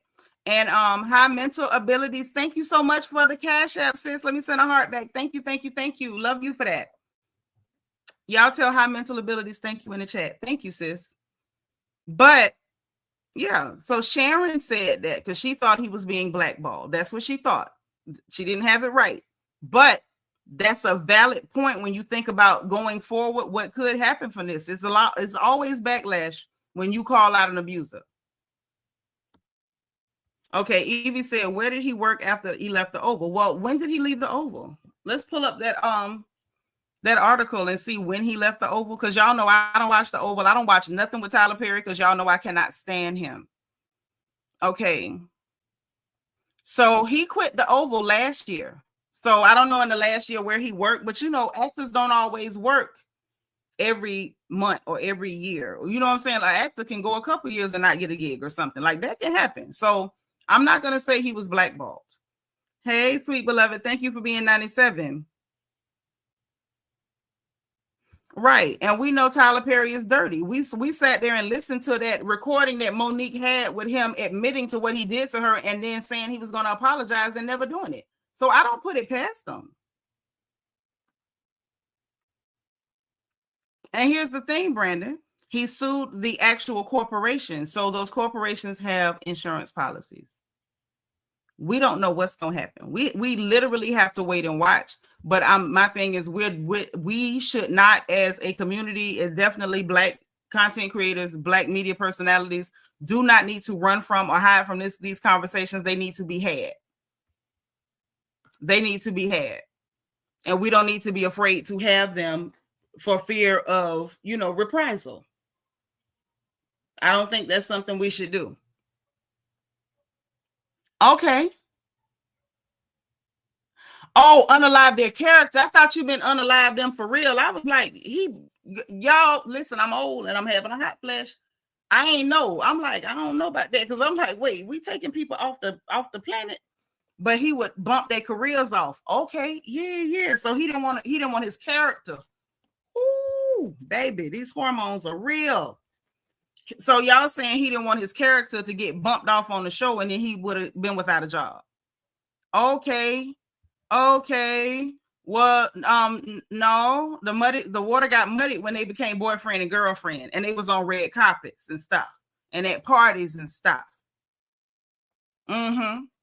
She started off that way. Now listen, had Cassie went to the EEOC and not engaged in a relationship and talking about she was in love and all that, and she's setting up freak offs and whatnot, then we could say that was absolutely sexual harassment. It's cut and dry. Get that girl $100 million. That's the thing. Oh my God, I apologize. I'm so sorry. You know what? I'm so used to ladies being over here. We do have some gentlemen, but I'm so accustomed to it that I made a horrible mistake. I am sorry, my dear high mental abilities. Y'all, this is one of our brothers. Okay. Thank you, and thank you again.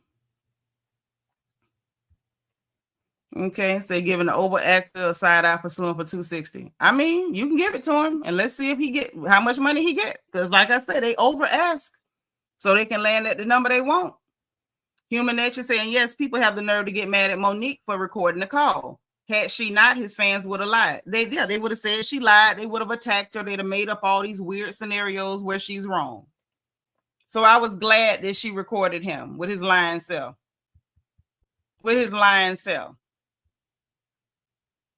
Right. I think it's fair to accept this gentleman, and I guess I can call him that because I don't know anything bad about him.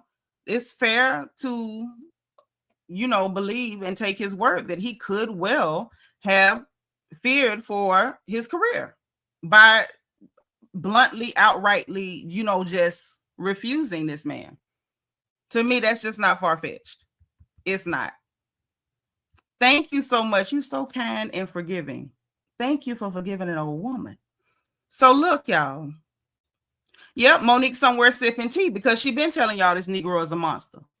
But people don't want to hear it because it's it's the almighty master, Pastor Tyler Perry. Listen, man. Listen, man. High mental ability say people still mad at Monique, but I'm happy she stood on principle and didn't cave in. Me too. But look at all the money she lost. That's my thing right there. The fact that he's opening up his mouth against this magical Negro, that everybody's going to come out to, defend Pastor Perry, who ain't been in nobody's theological seminary. Ain't no telling what his career going to do after that. He need enough money to live on in case he has torpedoed his career by complaining against this person. I'm not mad at the 260. I think he should have asked for more. I think it should have been more. Hey, Nina GZ. Chris said, we shouldn't be worshiping people no way. God is the only one I worship. And that's right. Just Star said, remember when Monique said TP clapped his hands and everybody left the room?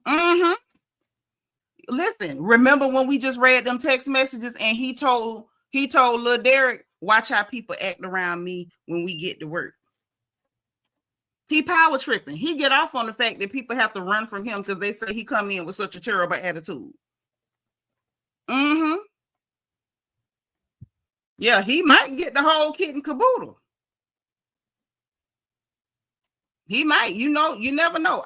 Y'all know I'm not against nobody getting their coin, especially if somebody did something to you. I feel like once you offend somebody, you can't tell them how mad to be. You can't tell them not to protect themselves monetarily. None of that. You just can't do it. So yes, he did. He did it while I was on set with him, but I guess that's his thing. Yeah, power tripping. Just like he was power tripping with this power dynamic. And if what little Derek has said is what happens, I hope he get all his money too. I hope he get every dime he asking for. And I hope the judge throw in a couple of, cartons of malt, a few cases of chickens, cases of oxtails. Just throw in some stuff because you ain't had no business doing it. Even say you do something to me and you a billionaire, I'm suing for half of that. 500 mil, please. 500 mil, me, please. Act like you know you got something to lose. Your mama should have taught you that, Tyler. Apparently, she was too busy teaching him how to walk in heels and put on her dress. Josh say he's smelling himself, as my auntie would say. Yeah, smelling his must. So that's it on Tyler, because we ain't got nothing new. We done beat the dead horse. We done brought it back to life. We done sent him to the glue factory. We got something else to cover. That couple down there in Georgia that was on the Facebook Live, and we're gonna get into some of that. We're gonna watch some of that. We're gonna get into that. I'm gonna warn y'all, it is nerve-wracking, and I think it's more or less nerve-wracking because we know that these two young people are no longer alive. We're watching like their last moments. But we're gonna get into some of that, and we're gonna talk about what's going on with that, because I keep seeing the conversation being very surface level, and a lot of it being very disingenuous, very clickbaity, very trendy topics. Everybody's like, oh, toxic relationship, toxicity. I think it's more going on than toxicity, and we're gonna talk about it over here. There you go.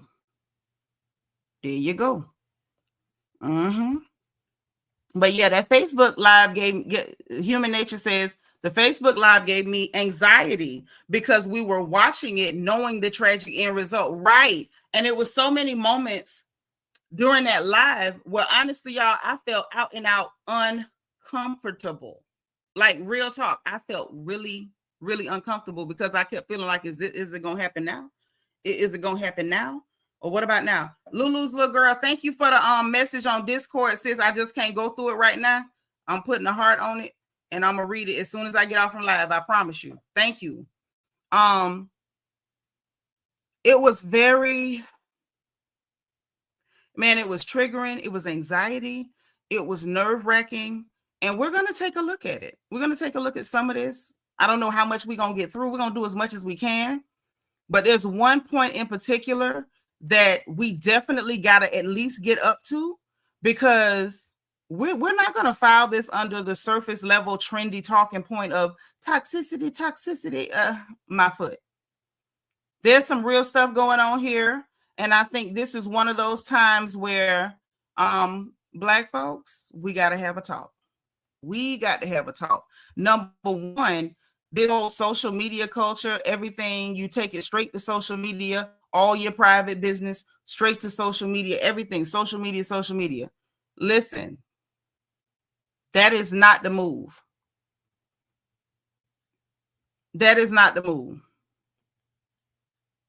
We got to stop it.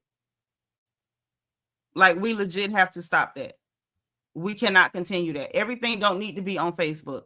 I feel like part of the issue with these two young people was their issue, and the other part of it was you taking it public. And when you start taking stuff public in very private relationships, it's because you have motives, and your motive is not to get a resolution in your relationship. That's not the motive. The motive is humiliation. The motive is swaying public opinion. The motive is pride. The motive is ego. The motive is shaping narratives.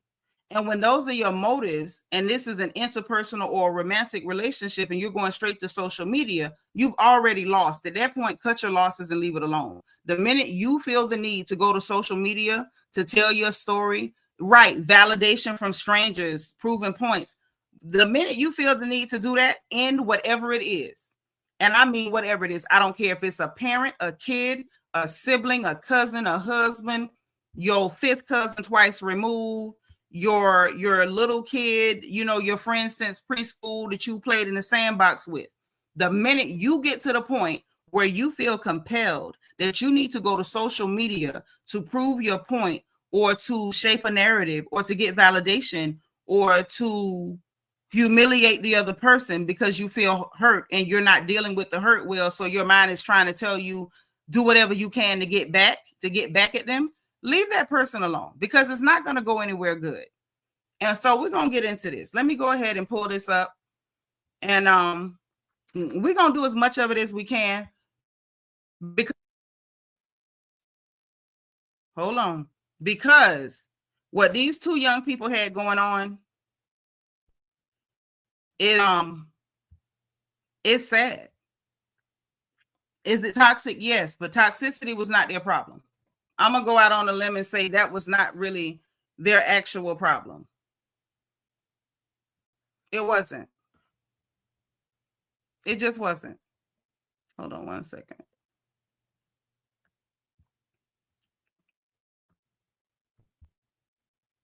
Hold on.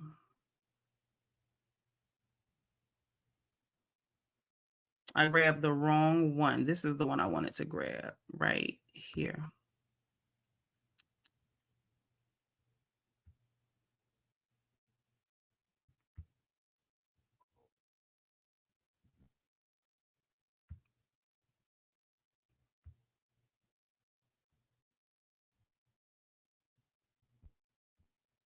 Okay, so we're just gonna go to the live.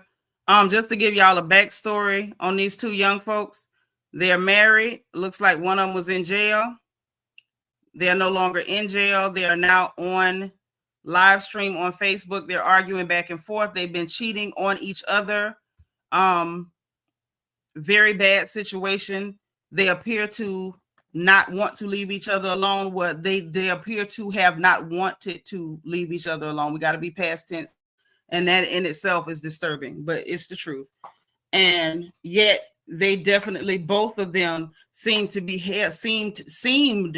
have been hell-bent on hurting each other. Okay. All right. Hell-bent on hurting each other. Like they've made up their minds that this is what they're going to do. They're on a crash course to harm each other. Yes, Mo, they both lack self-respect, no respect for each other, no respect for themselves. So let me share the screen, and then we're going to get into this unfortunate situation because this one is going to be a little bit deeper. We got to go a little bit deeper on this one because this is a big mess, and it's a mess that's going to end up repeating itself because we have our young folks who just won't be called to order.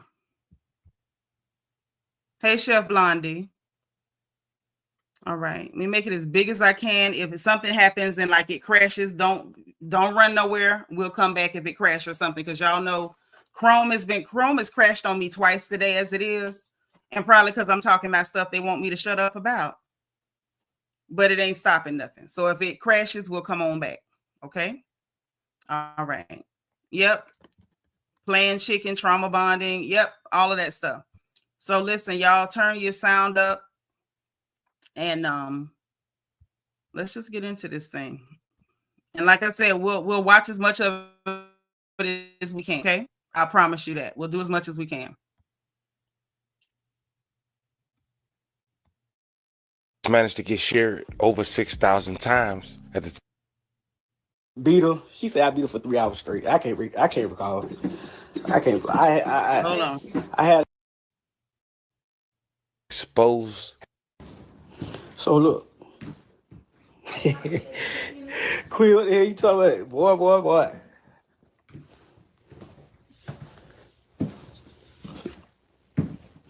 Yeah.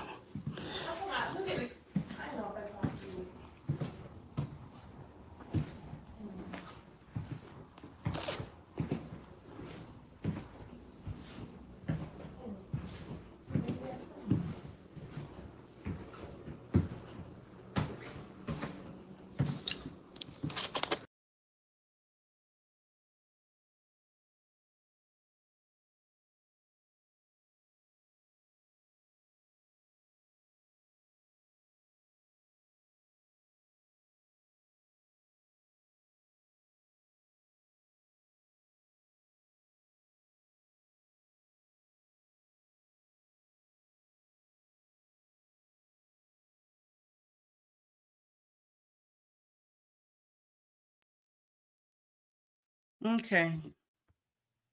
Hey, Cheryl. Let me pick it back up.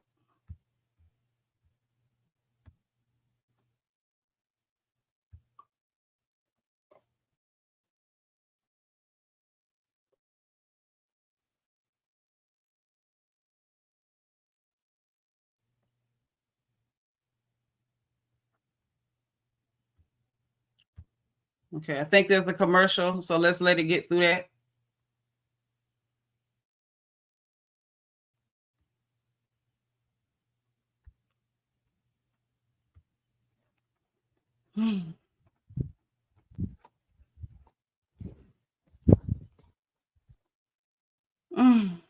Lord, what am I on? Why am I in my, what you call it? Stop the screen. Hold on.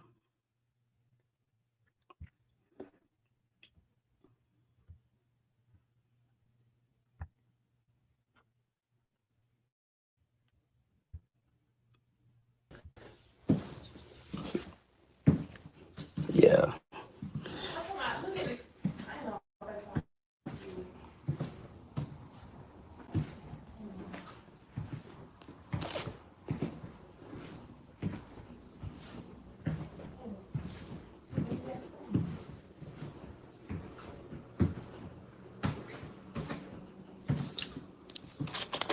No.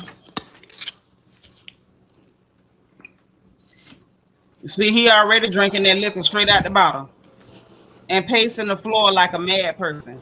Just watch his demeanor. Nah. And watch how his did none of demeanor that. changes. I ain't did none of that. Oh, they think you don't beat me up. Uh-huh. That boy ain't touch me. I ain't did none of that. So listen to her. They think you beat me up. That boy ain't touch me. Now watch how he's sitting up smiling and grinning because his immediate posture, he's smiling, not because he's happy. He's thinking he's going to hurt her. His aim at this point is to expose and to cause her hurt. So he's smiling. He gave himself a drink of liquor first. He's not really happy. He's steadying his nerves for what he's about to say. Pay close attention. Bianca said he looking like a chicken nugget. I was giving him, a big toe. But okay, chicken nugget it is. But he's taking the drink. He's trying to stabilize his nerves. He's not really feeling that smile he's saying, but he's smiling because he's like, oh, I'm going to get her back. He's really hurt by whatever he's feeling from her. And so this is his attempt to try to harm her back by exposing her. So watch and see how this goes.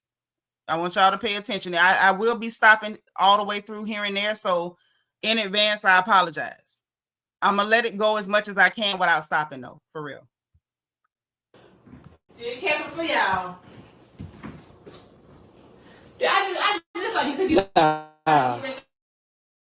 don't let it like to me.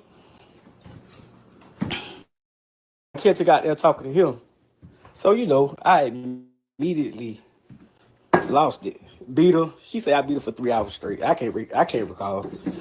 I had enough about 3 hours. You know what I'm saying? Because why is you playing with me? You know what I'm saying? So now He's here it is. She done called the police. saying he beat her. No, she ran out the high. I really let her go. She ran out the high. He didn't let me go out free. But ran to the car, jumped in the car.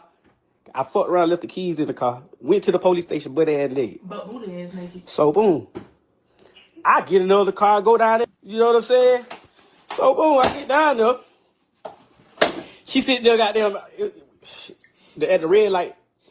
I had to stop. So when she was parked there, she seen me coming. So I seen the deputy, the sheriff, and shit, talking to her outside the police station, talking to her. So when I see their head turn, I know she had told them, hey, there you go right there. So they went to looking crazy. I still pulls up. You know what I'm saying?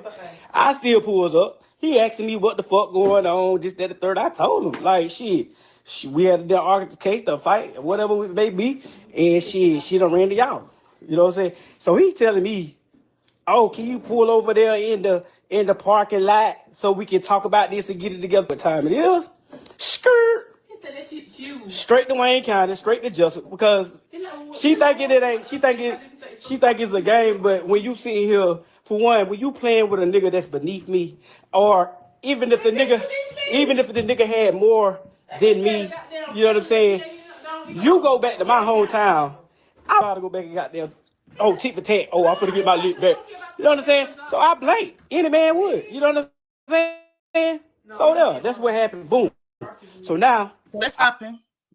Okay, we're gonna stop this wombat and take a look at what he's saying is happening, because I know some of y'all don't speak South Georgia country, so I'm gonna have to translate here and there for those of you who do not speak South Georgia country. So he said he beat her for she said he beat her for 3 hours. He said that he don't know how long he beat her.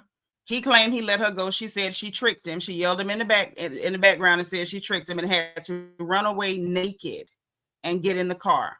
Ran to the police station. He followed her. And when he saw her talking to the police, he stopped to see what they were going to say. They tried to get him to pull over. He said he ran back to Jessup, Georgia. Jessup. Now, I know it did not sound like Jessup, Georgia, but that is where he's saying he ran to. He said that is his hometown. He's also saying that is his hometown. And apparently, according to him, he either suspects or believes that he knows that she was messing around with men who were from his hometown, who knew him personally. And he said she did so trying to get her lick back, doing tit for tat stuff. Okay. Hood Star said, thank you, because the subtitles didn't help. Oh, I understand. I know other people who may not be from the U.S. don't understand that we all speak different dialects, but we do. And so I don't mind translating, because between him and her both, that South Georgia is very strong in their accent. Like, it's super strong. So periodically, that's why I said, if I think they're getting too deep with that, Georgia country, I don't mind translating. Okay. So that's what he's saying. Tit for tat. She's messing with dudes from his hometown. And he said he blanked out, and that's why he beat her up, and what man wouldn't. So he's justifying beating her up. He's comfortable admitting to beating her. It's not a secret that he beat her. And he's basically saying, basically any man would beat her up. So she's slept with somebody from my hometown. I blanked out. I beat her up. Any man would. Okay. Nina said, thanks for the translation. I don't speak South Georgia. Well, I won't say unfortunately, because I love all of our dialects. I do understand it clearly. It's not something I try to speak. But my mama is South Georgia, and I have lots of South Georgia relatives, so I do speak that language fluently. Okay. Chastity, welcome, darling, but you don't cuss in my chat like that. If you got to cuss, you misspell your words. And we don't hate people with money over here. We love to see Black folks with money. It's a blessing to see it. It's hopeful to see it. At least it lets us know that our children may one day be some Black folks with money. But we don't know whether he's lying or not. And we'll find out in court. Okay? But nobody over here hates money. We love money over here. We don't even talk bad about money on my platform. But you're welcome to stay. Just please misspell your curse words, okay? All right. Now let's let them get back to it. I can't go back to my job, lost my job, everything. So of course, she got so goddamn bad that I couldn't goddamn do it. I couldn't do nothing. You know what I'm saying? I fought them partner goddamn meal. Meal gave me somewhere to stay. You know what I'm saying? Goddamn try to goddamn get me right. Woo, woo, woo. You know what I'm saying? But for some reason, for the last 2-3 years, I can't shake for nothing. I can't get right. You know what I'm saying? So I've been in denial. I've been in denial for so long. I've been in denial like, damn. You know what I'm saying? I got to goddamn get right. I'm studying trying to catch grip. Okay, so boom. Here it is.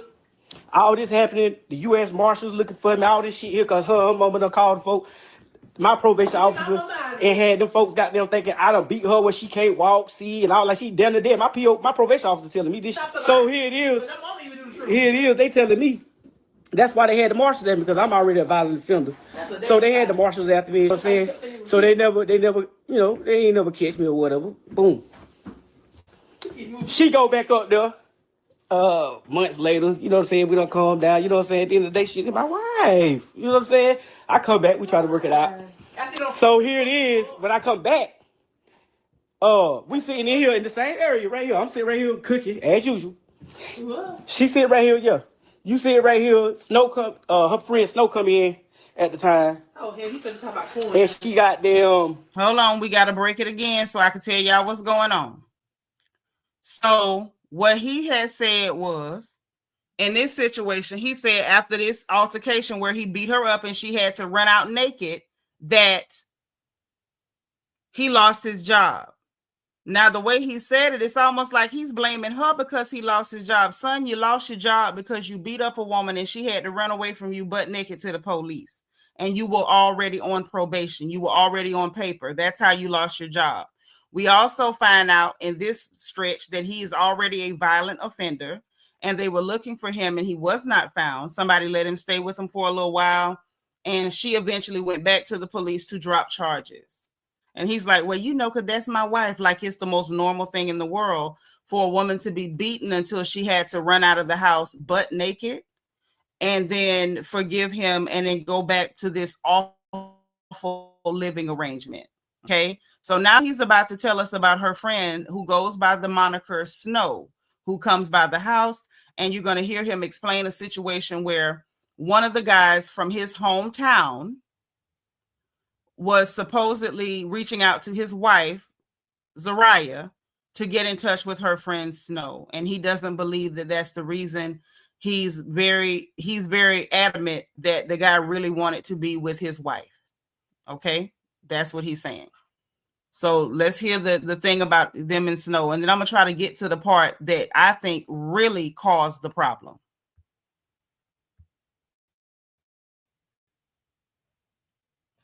Tell Snow, another nigga from Jessup wanted to talk to her. Remind you, this is another nigga. Not to me, that, to the girl. This is another nigga. For one, the nigga was on her Snapchat. So he relayed the message to her, which she relayed to him. The boy down, be caught by her nigga talking to him supposedly. The nigga called me telling me, oh, bro, I'm going to tell you now, shit, it really, my girl talking to her, you know what I'm saying? They just did that to throw y'all. And it seemed like that. So when he said that shit, it made sense. Because it's like, why the fuck would you come and make sure I know that he wanted to talk to her? You don't come back and tell me everything else when y'all think that. You know what I'm saying? So boom. So boom. Here it is years ago, months later. See, she tried to tell me. Let's stop this real quick too, because y'all gonna hear a lot of screeching from her in the background. But this is the thing that I want y'all to catch. And this is the type of stuff that a lot of time our folks miss when these types of situations are going on. Like, we miss the cues. So initially he told us that he was in the kitchen. Her friend came over and they were talking about the guy. Now that he's rationalizing him believing that she was cheating with the man and he really wasn't interested in her friend, now his story has changed. Now it's, well, you don't tell me anything else. She wasn't telling you. You were in the kitchen cooking, according to you, what you just said. So this is somebody who's already unstable. And this young lady is in the background. She's just yelling and screeching. He land. She missed all of the cues. She missed all of the cues to let her know that this man is not okay.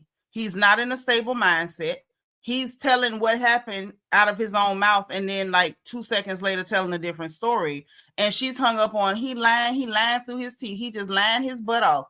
And she's not recognizing that he's spiraling. He's literally spiraling. And she's not catching it. But we're going to see why in just a few minutes. In a few minutes, we're going to hear some things. And you're going to see why he's spiraling. And why she's also unstable and not catching that she's in a very dangerous situation.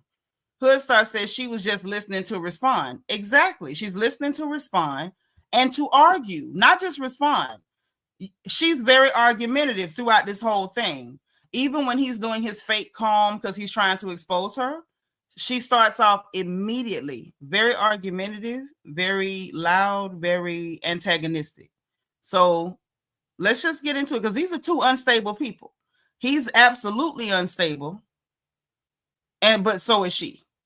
And so let's just see how bad it gets, because nothing violent happens here. But I want y'all to hear the things they're saying.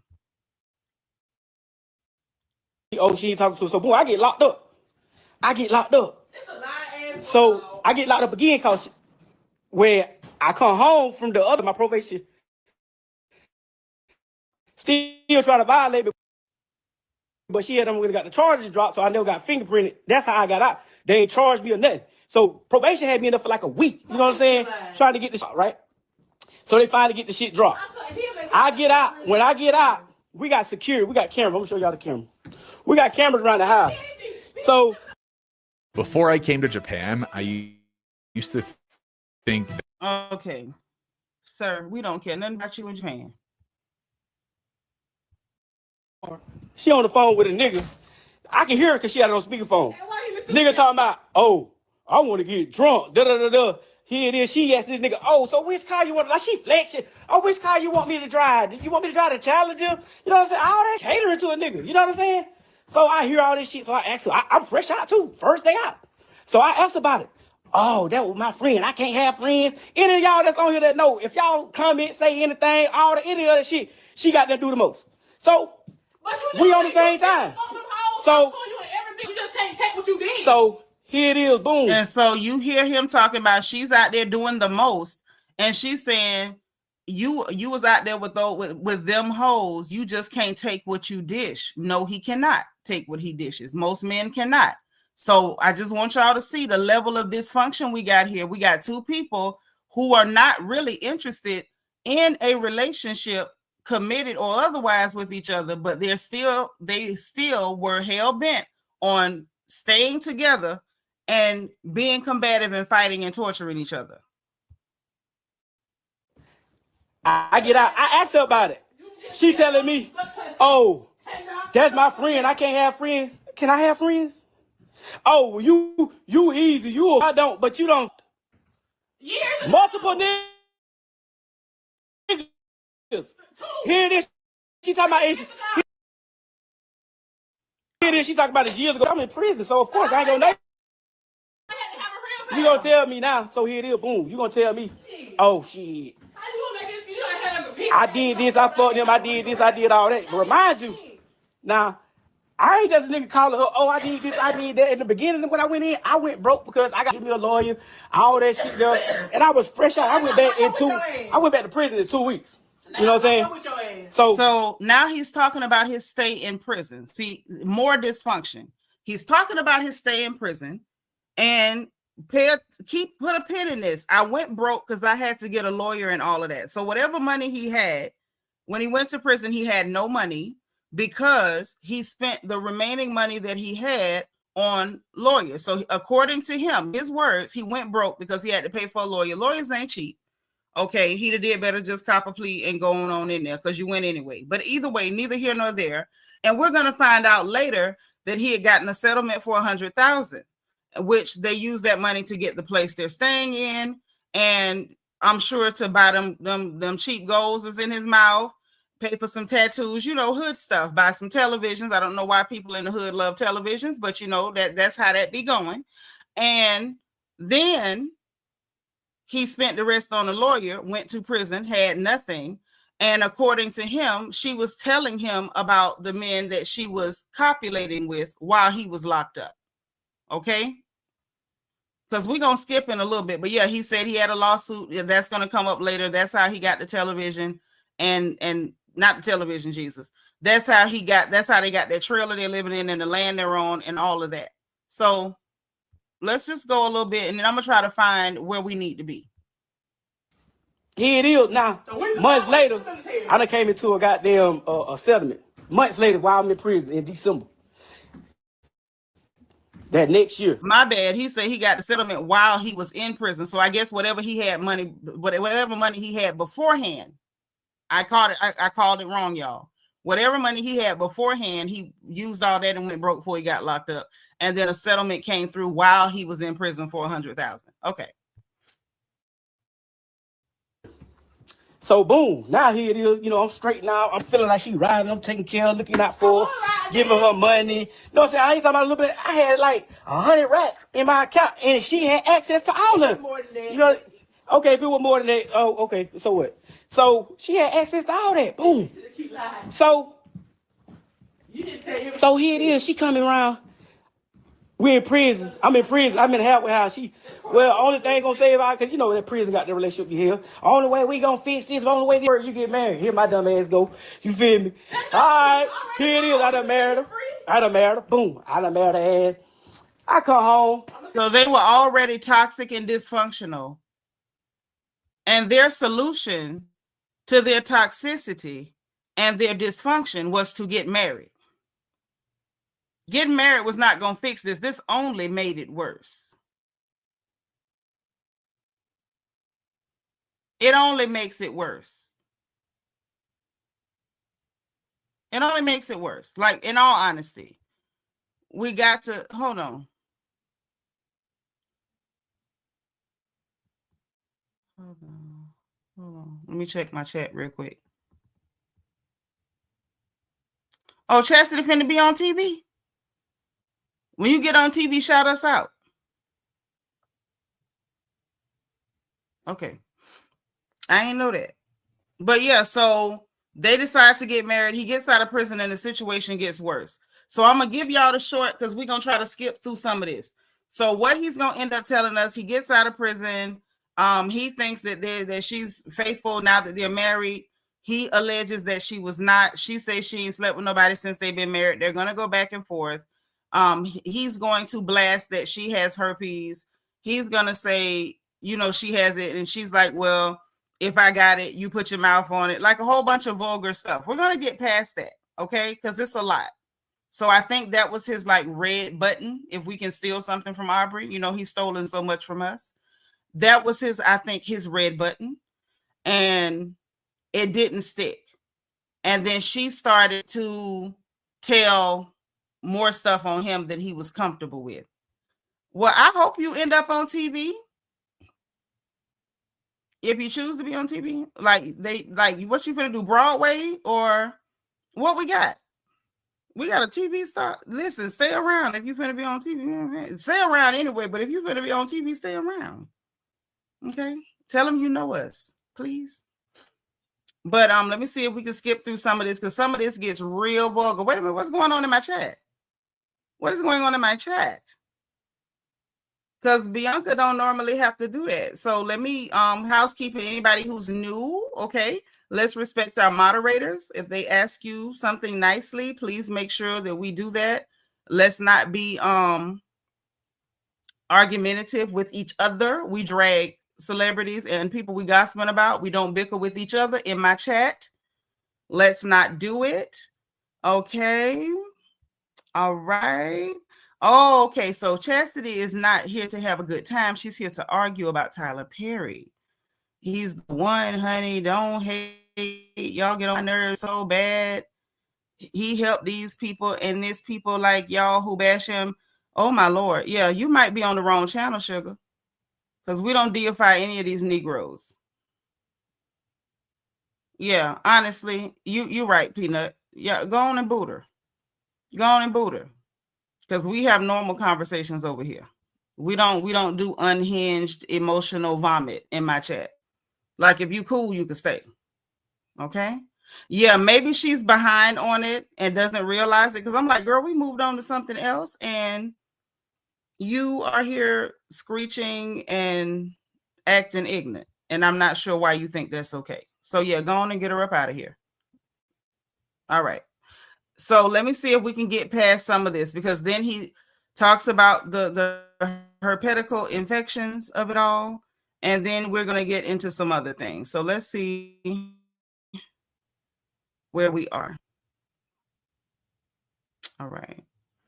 I'm glad I muted. I knew it was coming. Yeah, I didn't know that she was not bugging out like that. I just saw something about TV. I'm like, oh, she's going to be on TV. And I didn't know she was crazy. And this is the same person she uses as the outlet every time she go off and do a thing. Right? So, y'all hoes know how y'all do. So, boom. She turned around and called. I come back home after we so-called supposed to be got there making it up. She so-called called the little hoe out of Tiffany and asked her, "Oh, what y'all did? How y'all fucked the shit?" So the hoe give her explicit detail. Oh, this nigga did this. This nigga ate her friend and all that. So she get mad now. All of a sudden, she all mad again. Oh, we're done. And I'm like, you already know. I like, I ain't telling you that I know you suck dick, but you talking about you ain't suck them. You ain't suck these. Girl, be for real. So who? We grown. We know. So she turn around and tell me, "Oh, I ain't know we been married." But when I come home, I bust in the phone again. Go through that. I see the nigga Quan had up in FaceTime. She talking about he was calling her for the girl, her homegirl. Cause her nigga. So you want to be goddamn Captain Sable friend and have this nigga goddamn calling your phone for her. So I got the answer. I grab the phone. I ask her who it is. She gonna tell me some random name. Y'all know how y'all do. So I got there, take the number, and I start putting it in my phone. The name pop up. I said you. So here it is. I'm fresh out now. I ain't want to go back to jail. None of that. So here it is. I'm asking her. I'm like, I'm down here at the bottom. So I'm like, damn, why would you do this? You know what I'm saying? Like, I'm hurt now. I'm like, damn, why the fuck you gonna do this? So here it is. He got a look in her face. I ain't talking to that boy. I ain't talking to him. I ain't fucking. I told you who it for Snow. So here it is. Okay, so he's still going through his jealousy from jail. They made up. She finds out about another girl that he was sleeping with, and she got angry, and he went through her phone and more stuff like that. Okay, hold on. Let's get to it.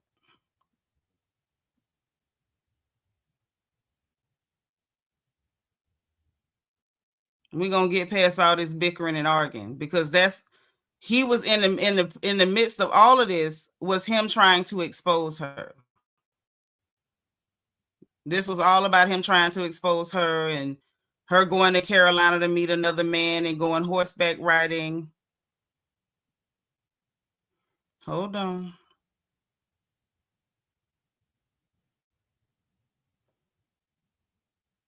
Because this is a lot.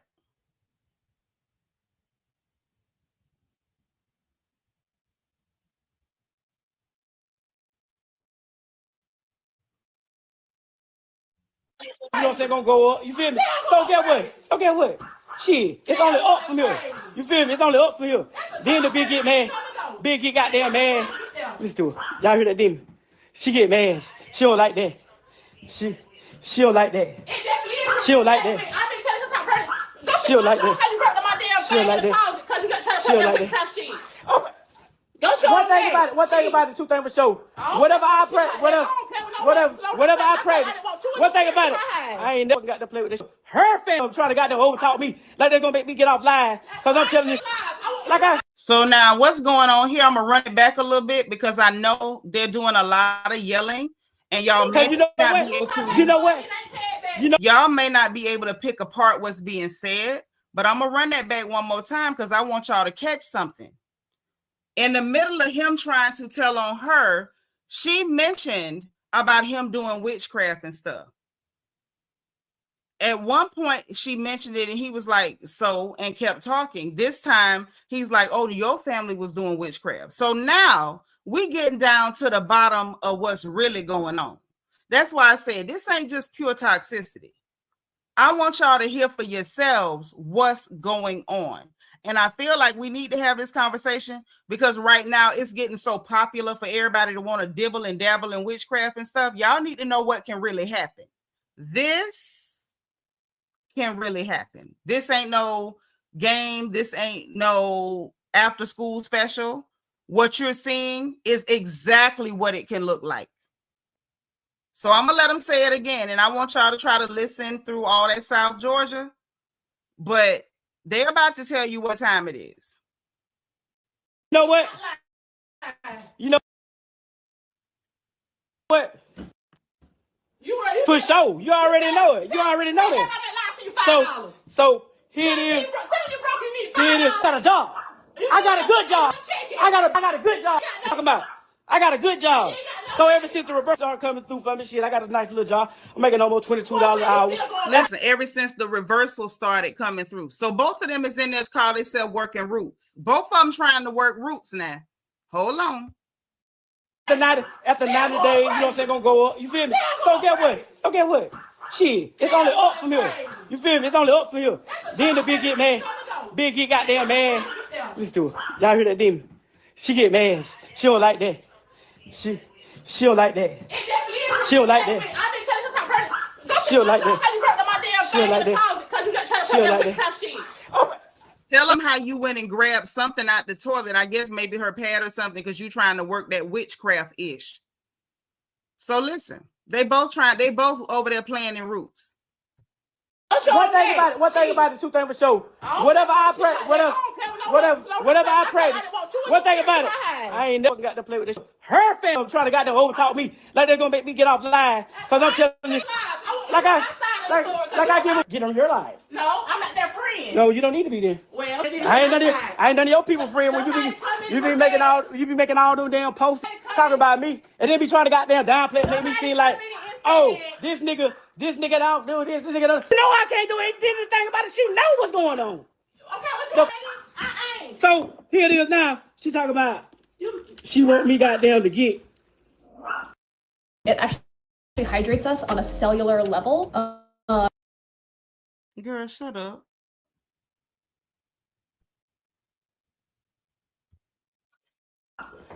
Let that perky, y'all. Let that perky. She want me to get I turned the phone off. She paid the bill on it and the damn little taxes for the little damn phone under my name. So when I went in and I seen she was talking to this same nigga that she was Monday, I turned that. That's not what you said. You're a liar. So here it is now. That's why she in the background. Turn my phone on. I'm not turning it back on. You know what I'm saying? All y'all that was on this live, y'all heard it. So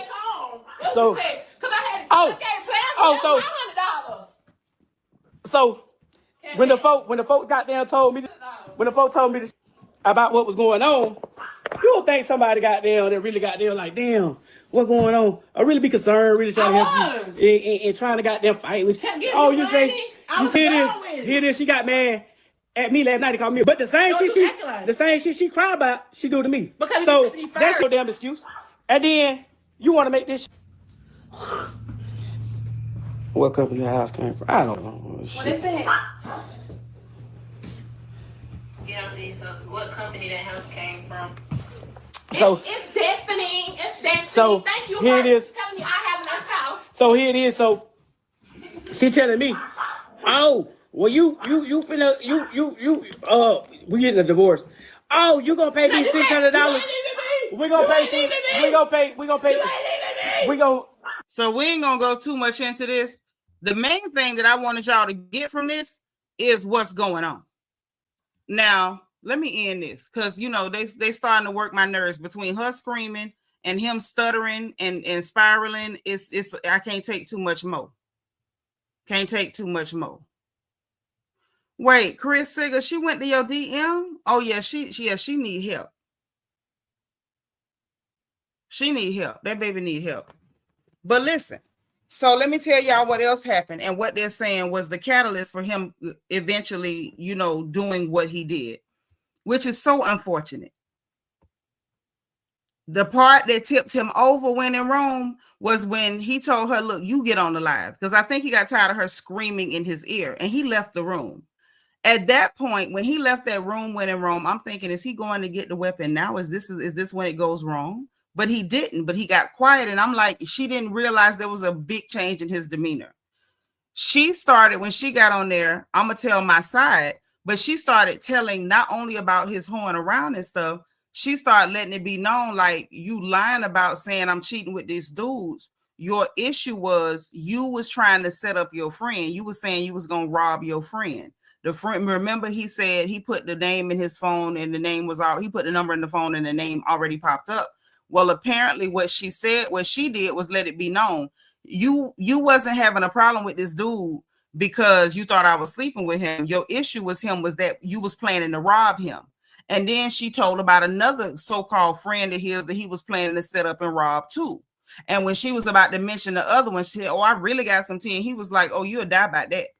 And she was like, oh, I die if I say that. And so she was like, well, I can't say that one, y'all. I can't spill that tea. So people are like, oh, that's why he killed her. That was a catalyst, but these two children were on a crash course way before then. That was the last thing we saw in that video was him saying, oh, you say that one, you're going to die by that. But she literally gave up two names. She upped two names that he was planning to set up and rob. That kind of stuff happened, you know, it happens. And so that's what it was. So listen. Oh, she was, Chris said she was watching the replay. Oh, okay. So I guess she went to your DM because she thought you would be sympathetic. So, you know, hope she's okay. But it's Siobhan, let me help y'all out.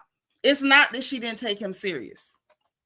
Are y'all ready to have a real conversation? Do y'all want Auntie to tell y'all what's really going on? Or would you all rather to, you know, just deal with the hood of it all and just call everything toxicity? Y'all ready for Auntie to tell y'all the truth? Y'all want to hear the truth? Because I don't mind telling you. Because I don't want you to end up hurting yourselves later.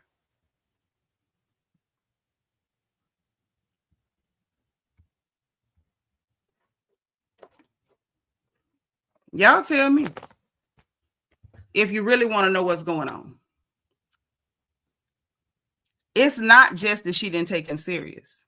It's that both of them were out of control. Yanni say, tell us. Thank you, boo. Because as long as y'all fine, I'm going to go ahead and tell it like it is.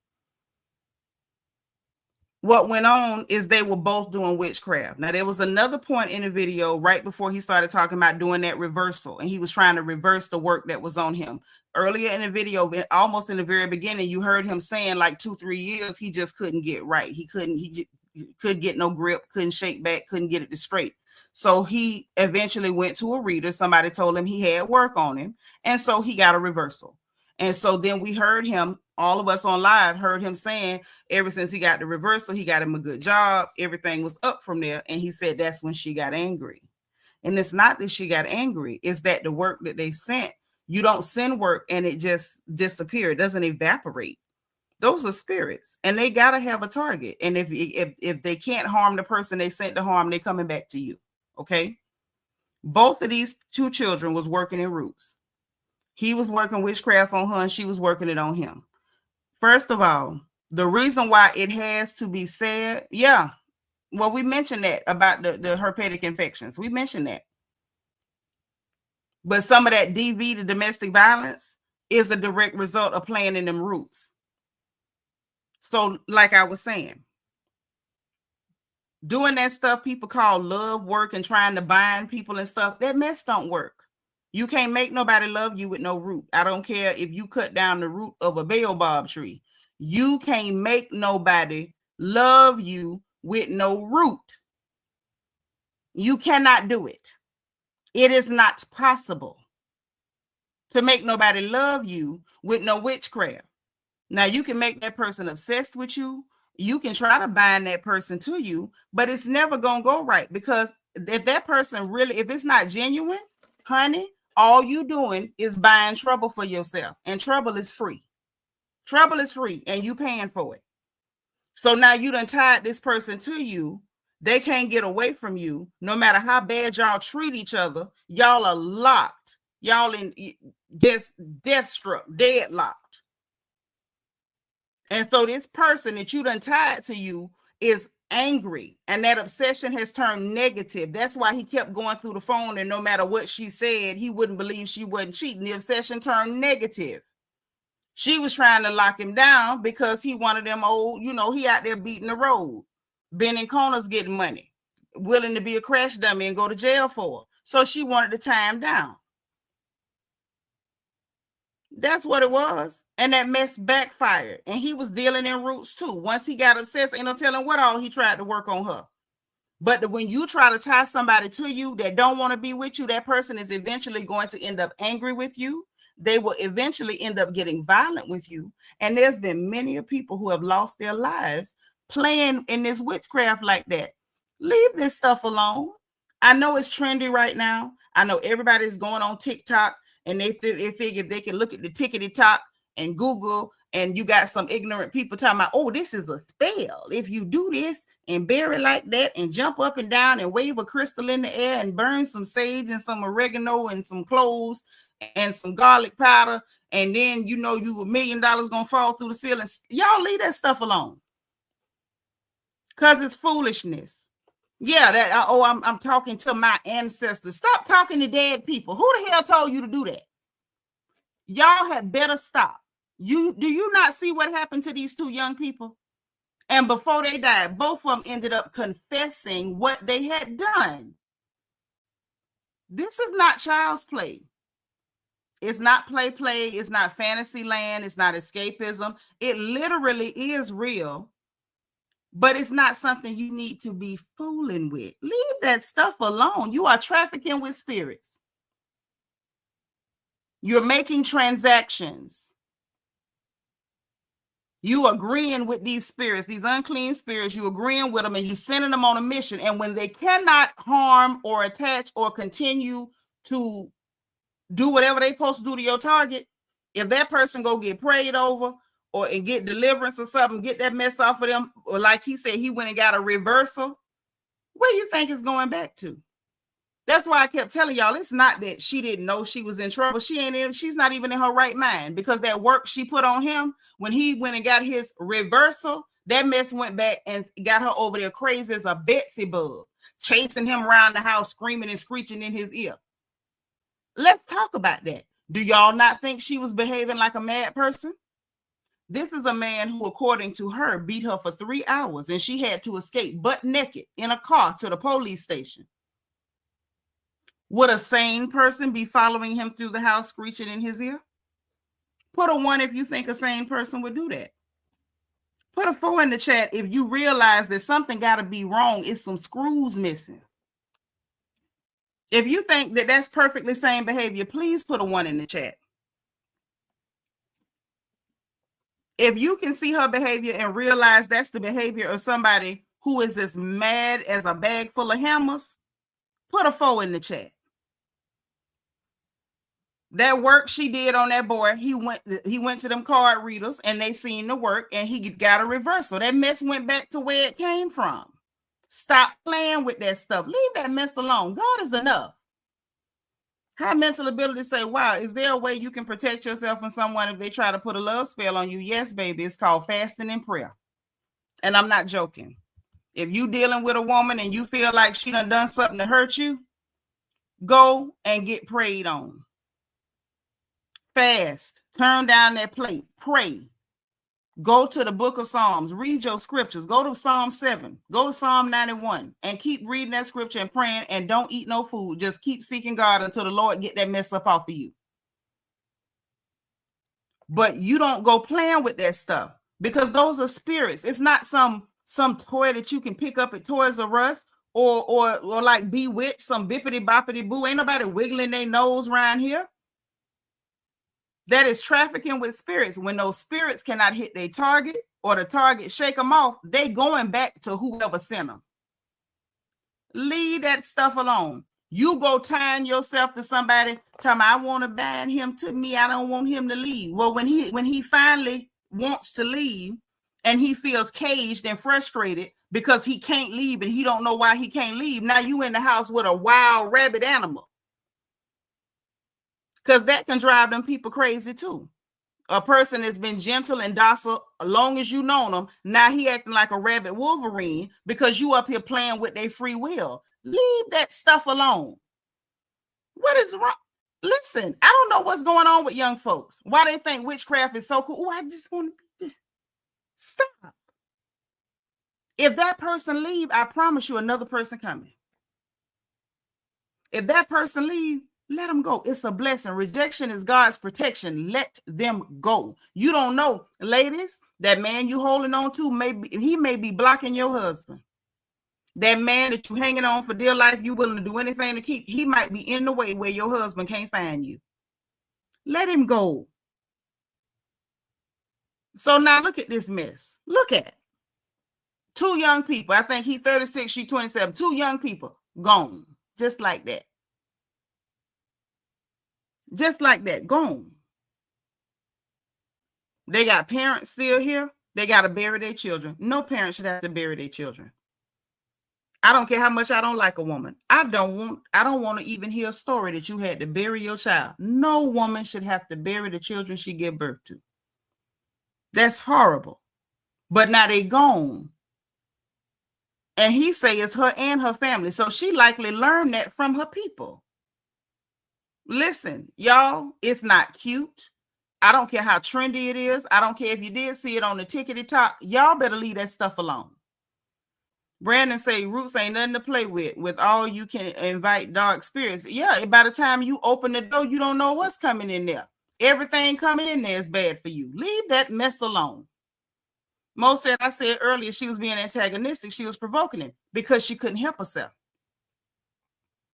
That mess, that work that she paid to put on him, it done came back and popped her. Just like she ran him stone because it had done ran her stone crazy. Leave that stuff alone.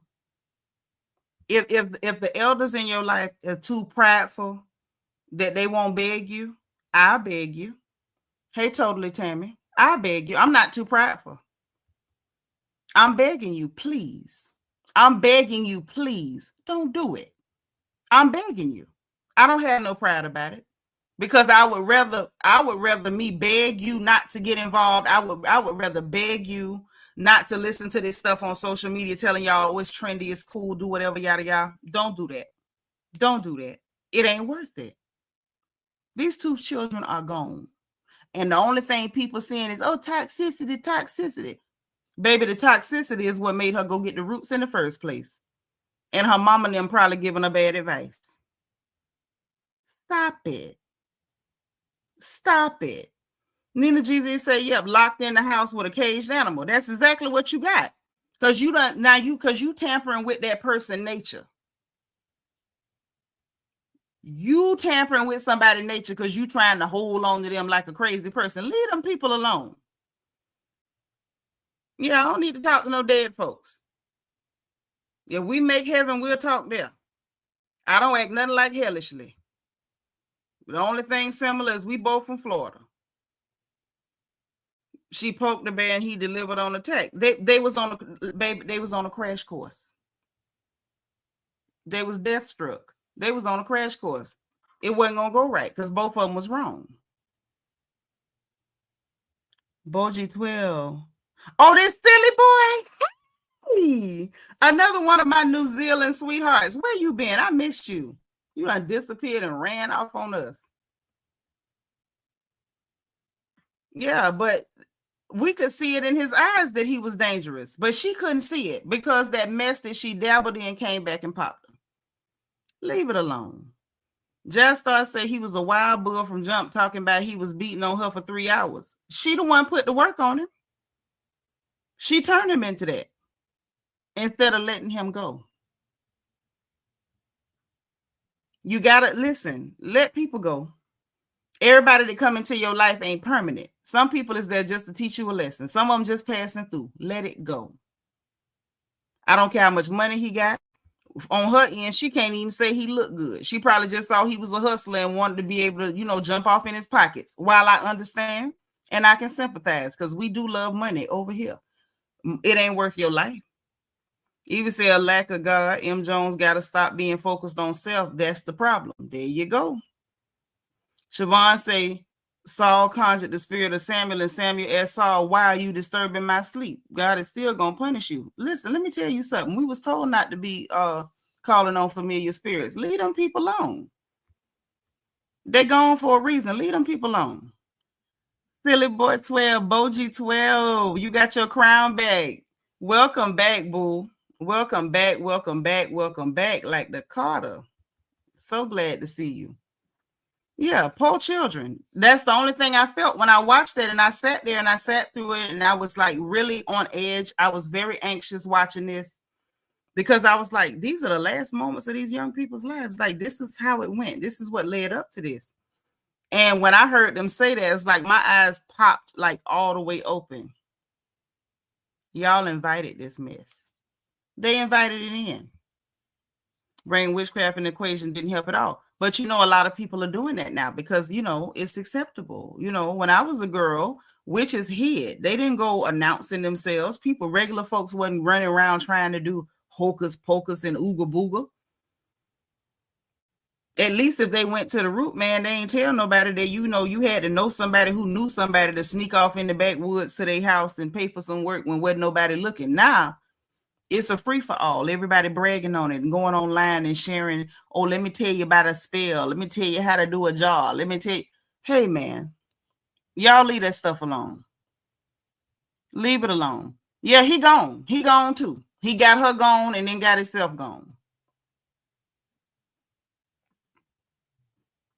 Got her gone first and then got himself gone.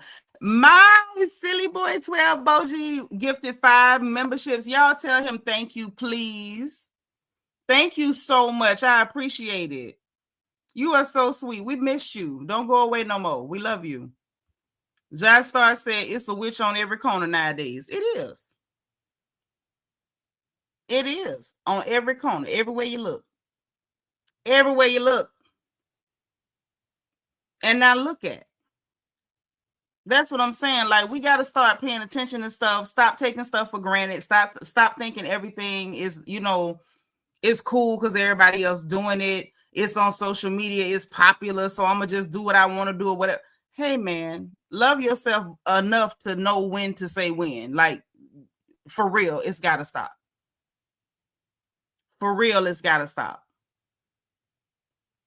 And one more quick thing we got to talk about before we get up out of here.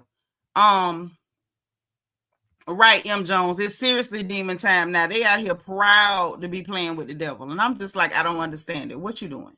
Satan ain't your friend. He don't like you. He don't like none of us. He's not your friend. I swear he's not. He ain't even trustworthy. He ain't. But just say discernment is a powerful gift. Stay prayed up, fam, for sure. Human Nature says she called her friend and her friend was hyping her up the whole time.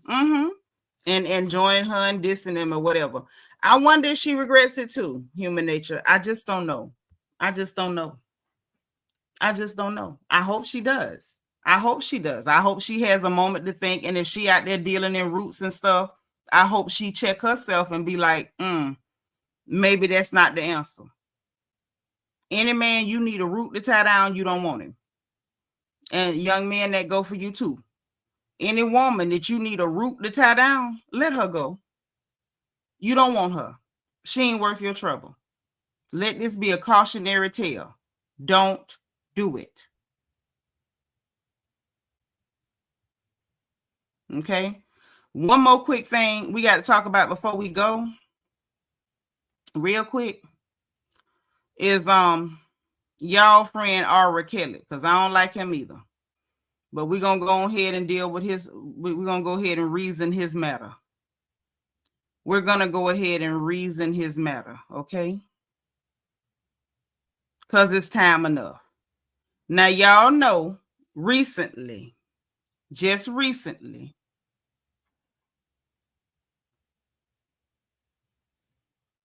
what I miss? Did I miss something in the chat? Because y'all know I be trying to keep up with what y'all saying. I don't ever want to, skip past nobody. Y'all know I don't play the super chat game. Some people, like, if you don't super chat, they won't talk to you. Y'all know I talk to you. I don't care if you ain't got, if you ain't got a quarter, give me a like and a bubble and come chill with me and I'll talk to you.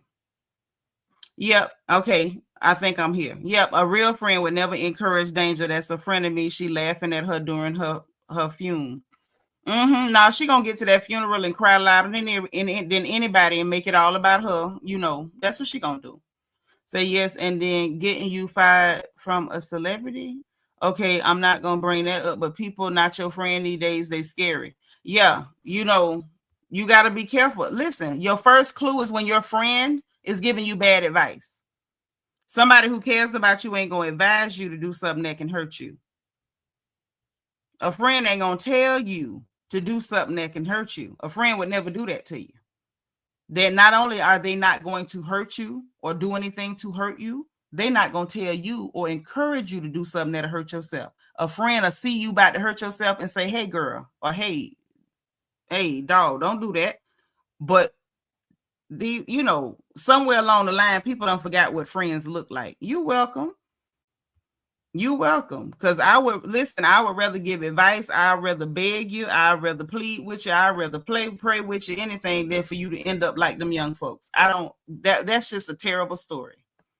M. Jones say, be careful of the type of people you keep in your circle, because some people have negative energy who wouldn't take you off the edge. No, they won't take you. They'll push you.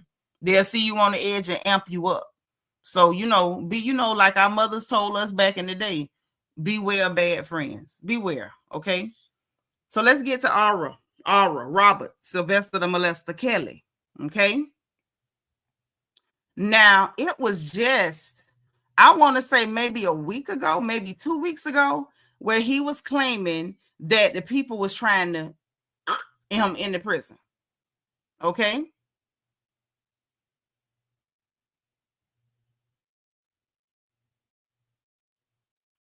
Think about that. He claimed somebody was trying to take him out in the prison. Then the next thing we saw was his lawyers on the news talking about they was begging old T-Rump and his lace front for a pardon, because he got Todd Chrisley out of jail. So R. Kelly's lawyers talking about they asking Trump, old T-Rump, to give him a presidential pardon. Okay. Then the next thing we hear from Aura is that he done tried to off himself. But listen to how he managed to try to do it, y'all. They said in confinement that he overdosed. I want y'all to think about this. A week after, he talking about, the feds tried to hire somebody to do something to me. You in confinement. Ain't nobody hired nobody do nothing to you in confinement. You talking to a lady who worked on that prison yard a long time. In order for you to have enough medication to take an overdose, R. Kelly, that means you've been cheeking meds. And for those of y'all that ain't, always worked in the free world, when I say cheeking meds, what I mean is when that nurse came by to do her med pass, you tuck your pill in between your tooth and your jaw. And you drank the water. And when she said, hold your tongue out, you went, and she saw your tongue. And she went on and marked you off and went on about your business. In order for you to have enough meds to try to commit suicide, self-harm, that means you intentionally took your time, Aura Kelly, to cheek meds. And you cheeked them until you had enough to take them all at one time. Now, I'm not sure what you think you're doing, or maybe you feel like, okay, if I do this, if I have enough antics, if I do enough cutting up, do you think that's going to make Trump let you out? I know right now he's focusing on south of the border, but these people ain't our friends either. So, are you good? Why on earth would you think they're going to let you out because you cheeking meds and taking them all at the same time? High mental ability to say, when I heard that today, the first thing I thought is, what game is he trying to play to get himself free? Because that's exactly what he doing, baby. Playing games. First, they trying to do something to me. They hired some inmates to get me. Then you send your lawyer to do a press conference. Or we asking Trump for a pardon. Trump ain't studying you. He got enough on his plate. He got to put 17,000 of them people out the country while they trying to burn stuff. He got to try to figure out how he gonna lie to Israel and Iran at the same time. He trying to figure out how to lie to Vlad and Zelensky at the same time. He got a lot of stuff to keep straight. You think he worried about getting you out of prison, Aura? Really? With everything going on in the world, you getting out of prison is top priority to somebody who probably ain't never even listened to your music.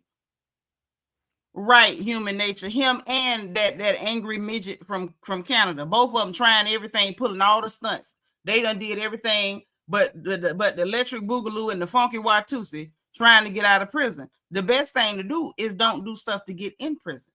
Then you ain't got to be doing all these antics to get out. Foolishness. Very delusional. So now he up here cheeking pills. You up here cheeking pills, making these nurses' jobs hard.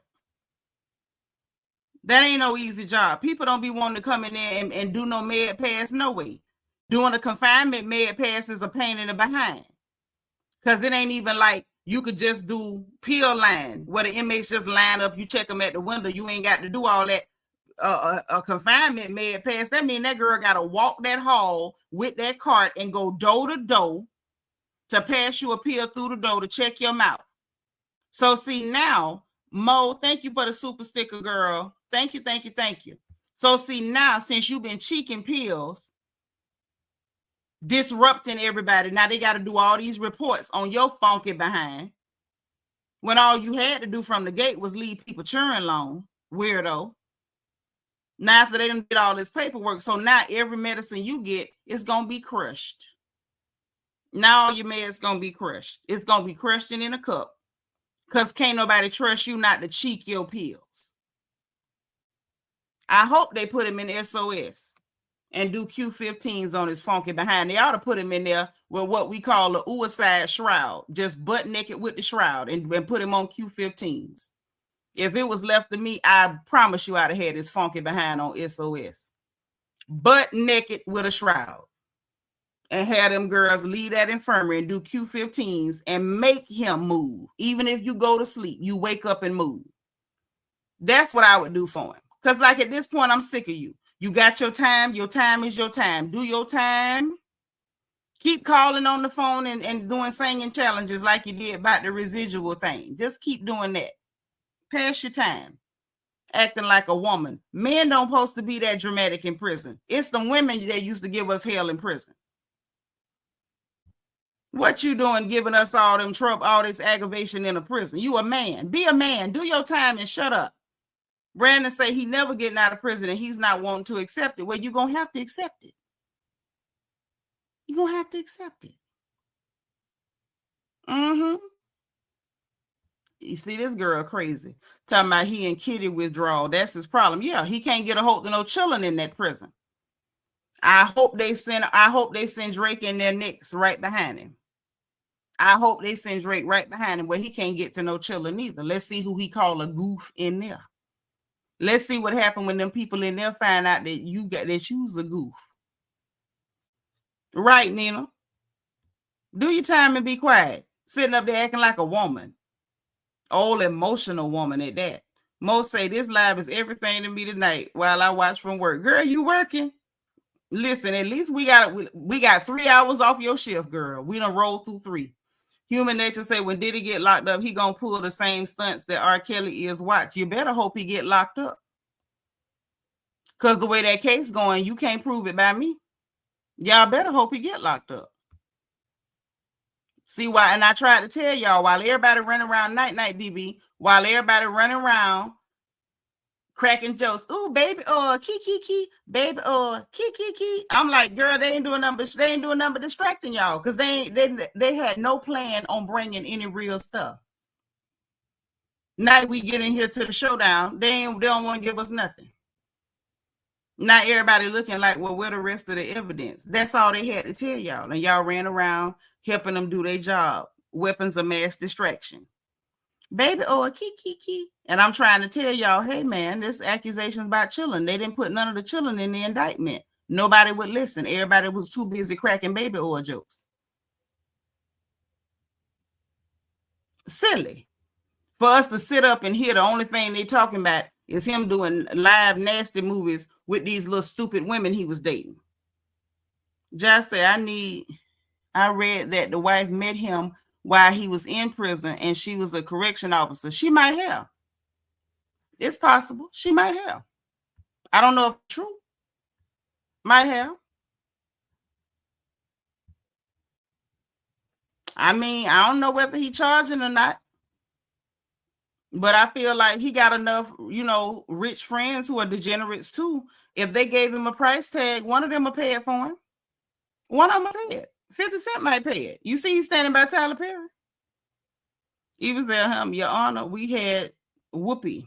We rest our case. That's exactly what they're going in there doing. They ain't saying, let me see if they say what the medication was. Hold on. Child. Child.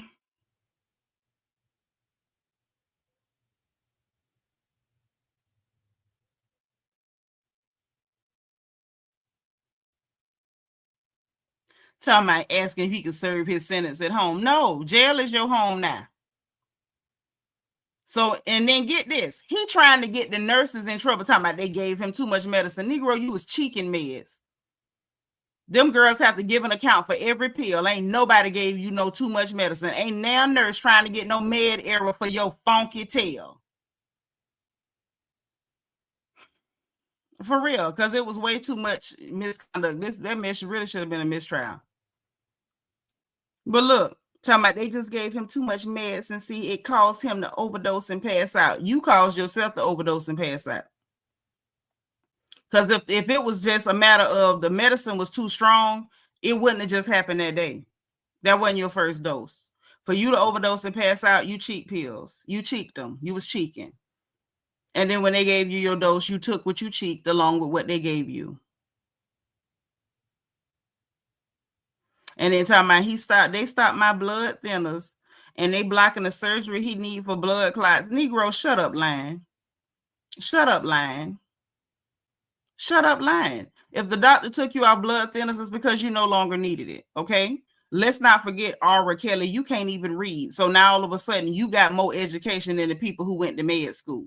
They know when you need blood thinners and when you don't. Talking about a surgery for blood clots. And what surgery would that be? What surgery would that be for blood clots? Robert Sylvester the molester Kelly. Which surgery would that be? Because if you actually had an embolism, they would have had to take you to outside medical. It wouldn't be, oh, we're going to fill out paperwork and see about getting it approved and somebody blocking it. If you got an embolus, they're taking you to outside medical. They're going to transport you. That CO going to be in the van and one of them going to stay right outside of your hospital room so that they can insert that umbrella to catch it and give you IV meds to break up that clot. So what surgery are you talking about? See, I'm tired. I'm tired. Just sitting up lying. And that's so all the ignorant Negroes in our community who just love predators can say, see, I do believe it. I believe it too. I think they is trying to kill him. For what? Who are you a threat to?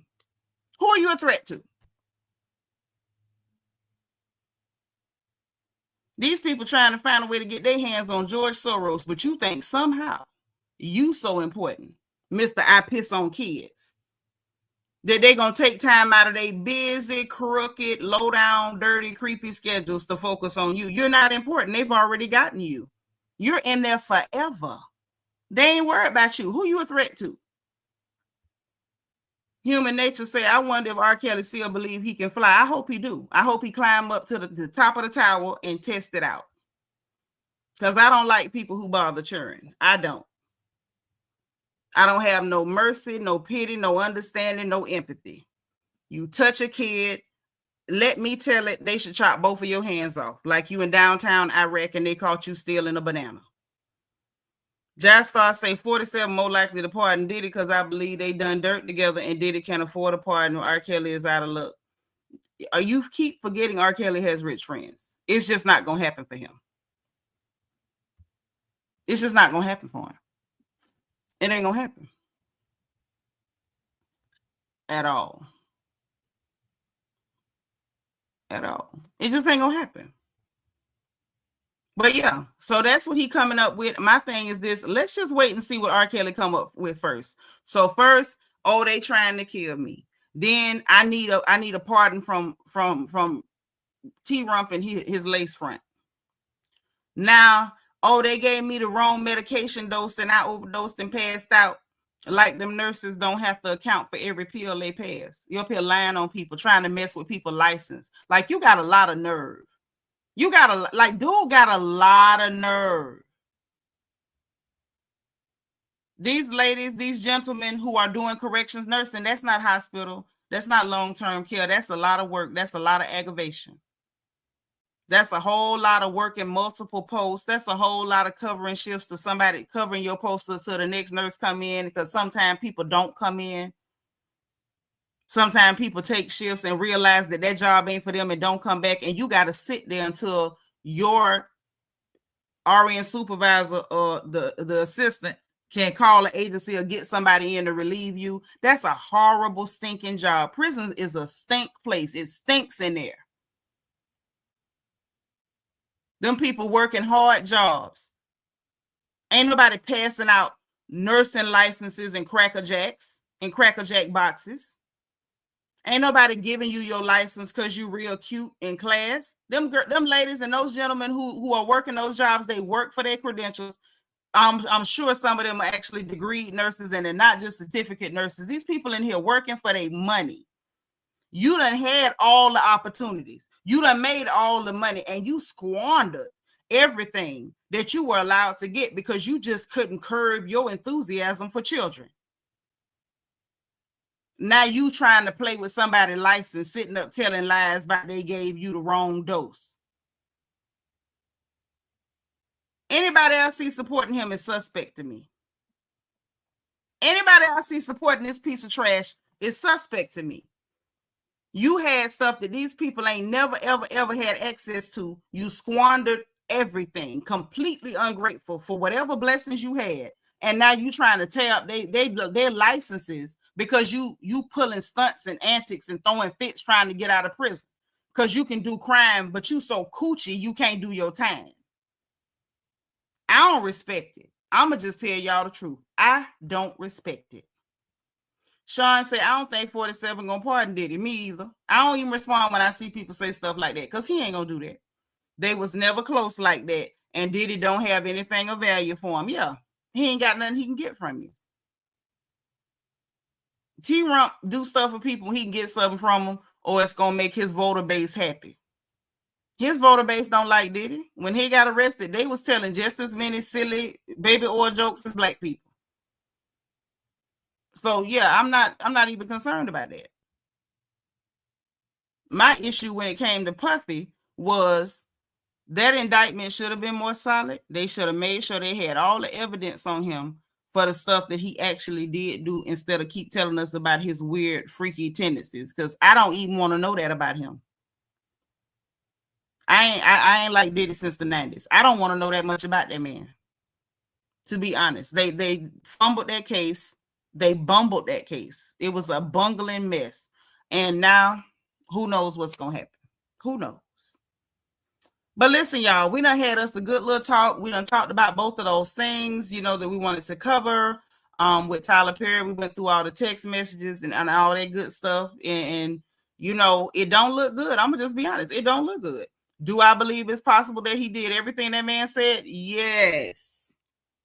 Is it possible somehow that those text messages, even though they were very direct, that maybe he could have meant something else? It could have been a code word for something else. Anything's possible. Do I believe that? No, I don't.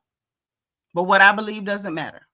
What happens in the courthouse and what can be proven, that's the only thing that matters. So we covered that. We even had somebody that came in on the replay, gave us a little dose of crazy, a little entertainment, a little razzle dazzle.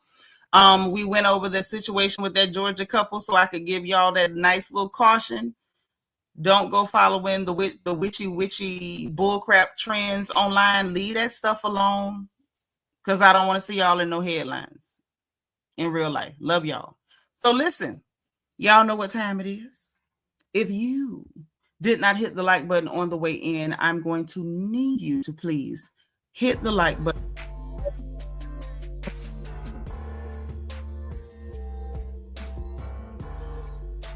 Channel, okay? If you have not subscribed, please subscribe, because we're happy to have you here. I promise we are. And if you want to join channel membership, hit your join button beneath the video or the membership link in the description box. Also in the description box, we got the link for my book, Little Girl, Big World, which is a survival guide for girls leaving home for the first time. Let's keep our daughters safe.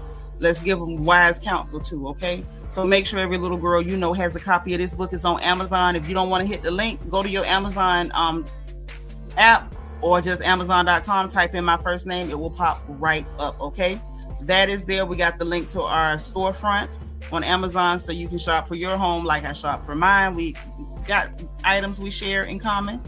Make sure that you take a look at our merchandise store so you can get our crown gear so that you can rep the royal family anywhere, everywhere, okay? We got the link for my Amazon wish list in case you want to send me goodies or snacks or pens, pads, anything so I can keep taking notes and keeping stuff straight. I want to say a special thank you to Nashina M, to High Mental Abilities, and Donya Lee for supporting this stream. Thank you to you all. I appreciate you. I want to say a special thank you to our Doji 12 or Silly Boy 12 from out there in New Zealand for gifting 5 memberships to the stream. We thank you too. And thank y'all for being here. Thank you for participating. Thank you for hitting the like button. Thank you for sending up bubbles. Thank you for giving me your comments. I appreciate all comments, whether we agree or not. Thank y'all for being able to have an open conversation where we don't all agree and we don't end up jumping on each other. So thank y'all for being here. We absolutely love you for each and every bit of it, okay? So listen, it's that time. It has been 3 hours, 30 minutes, and 25 seconds of a good time. Y'all enjoy the rest of your evening. Good night, sweet dreams, say your prayers, okay? Be positive, be productive tomorrow. Make sure y'all encourage other people, encourage yourselves, and remember, in case nobody else says it to you, God loves you, I love you, and there is really nothing you can do about it. I'll talk to y'all again soon, okay?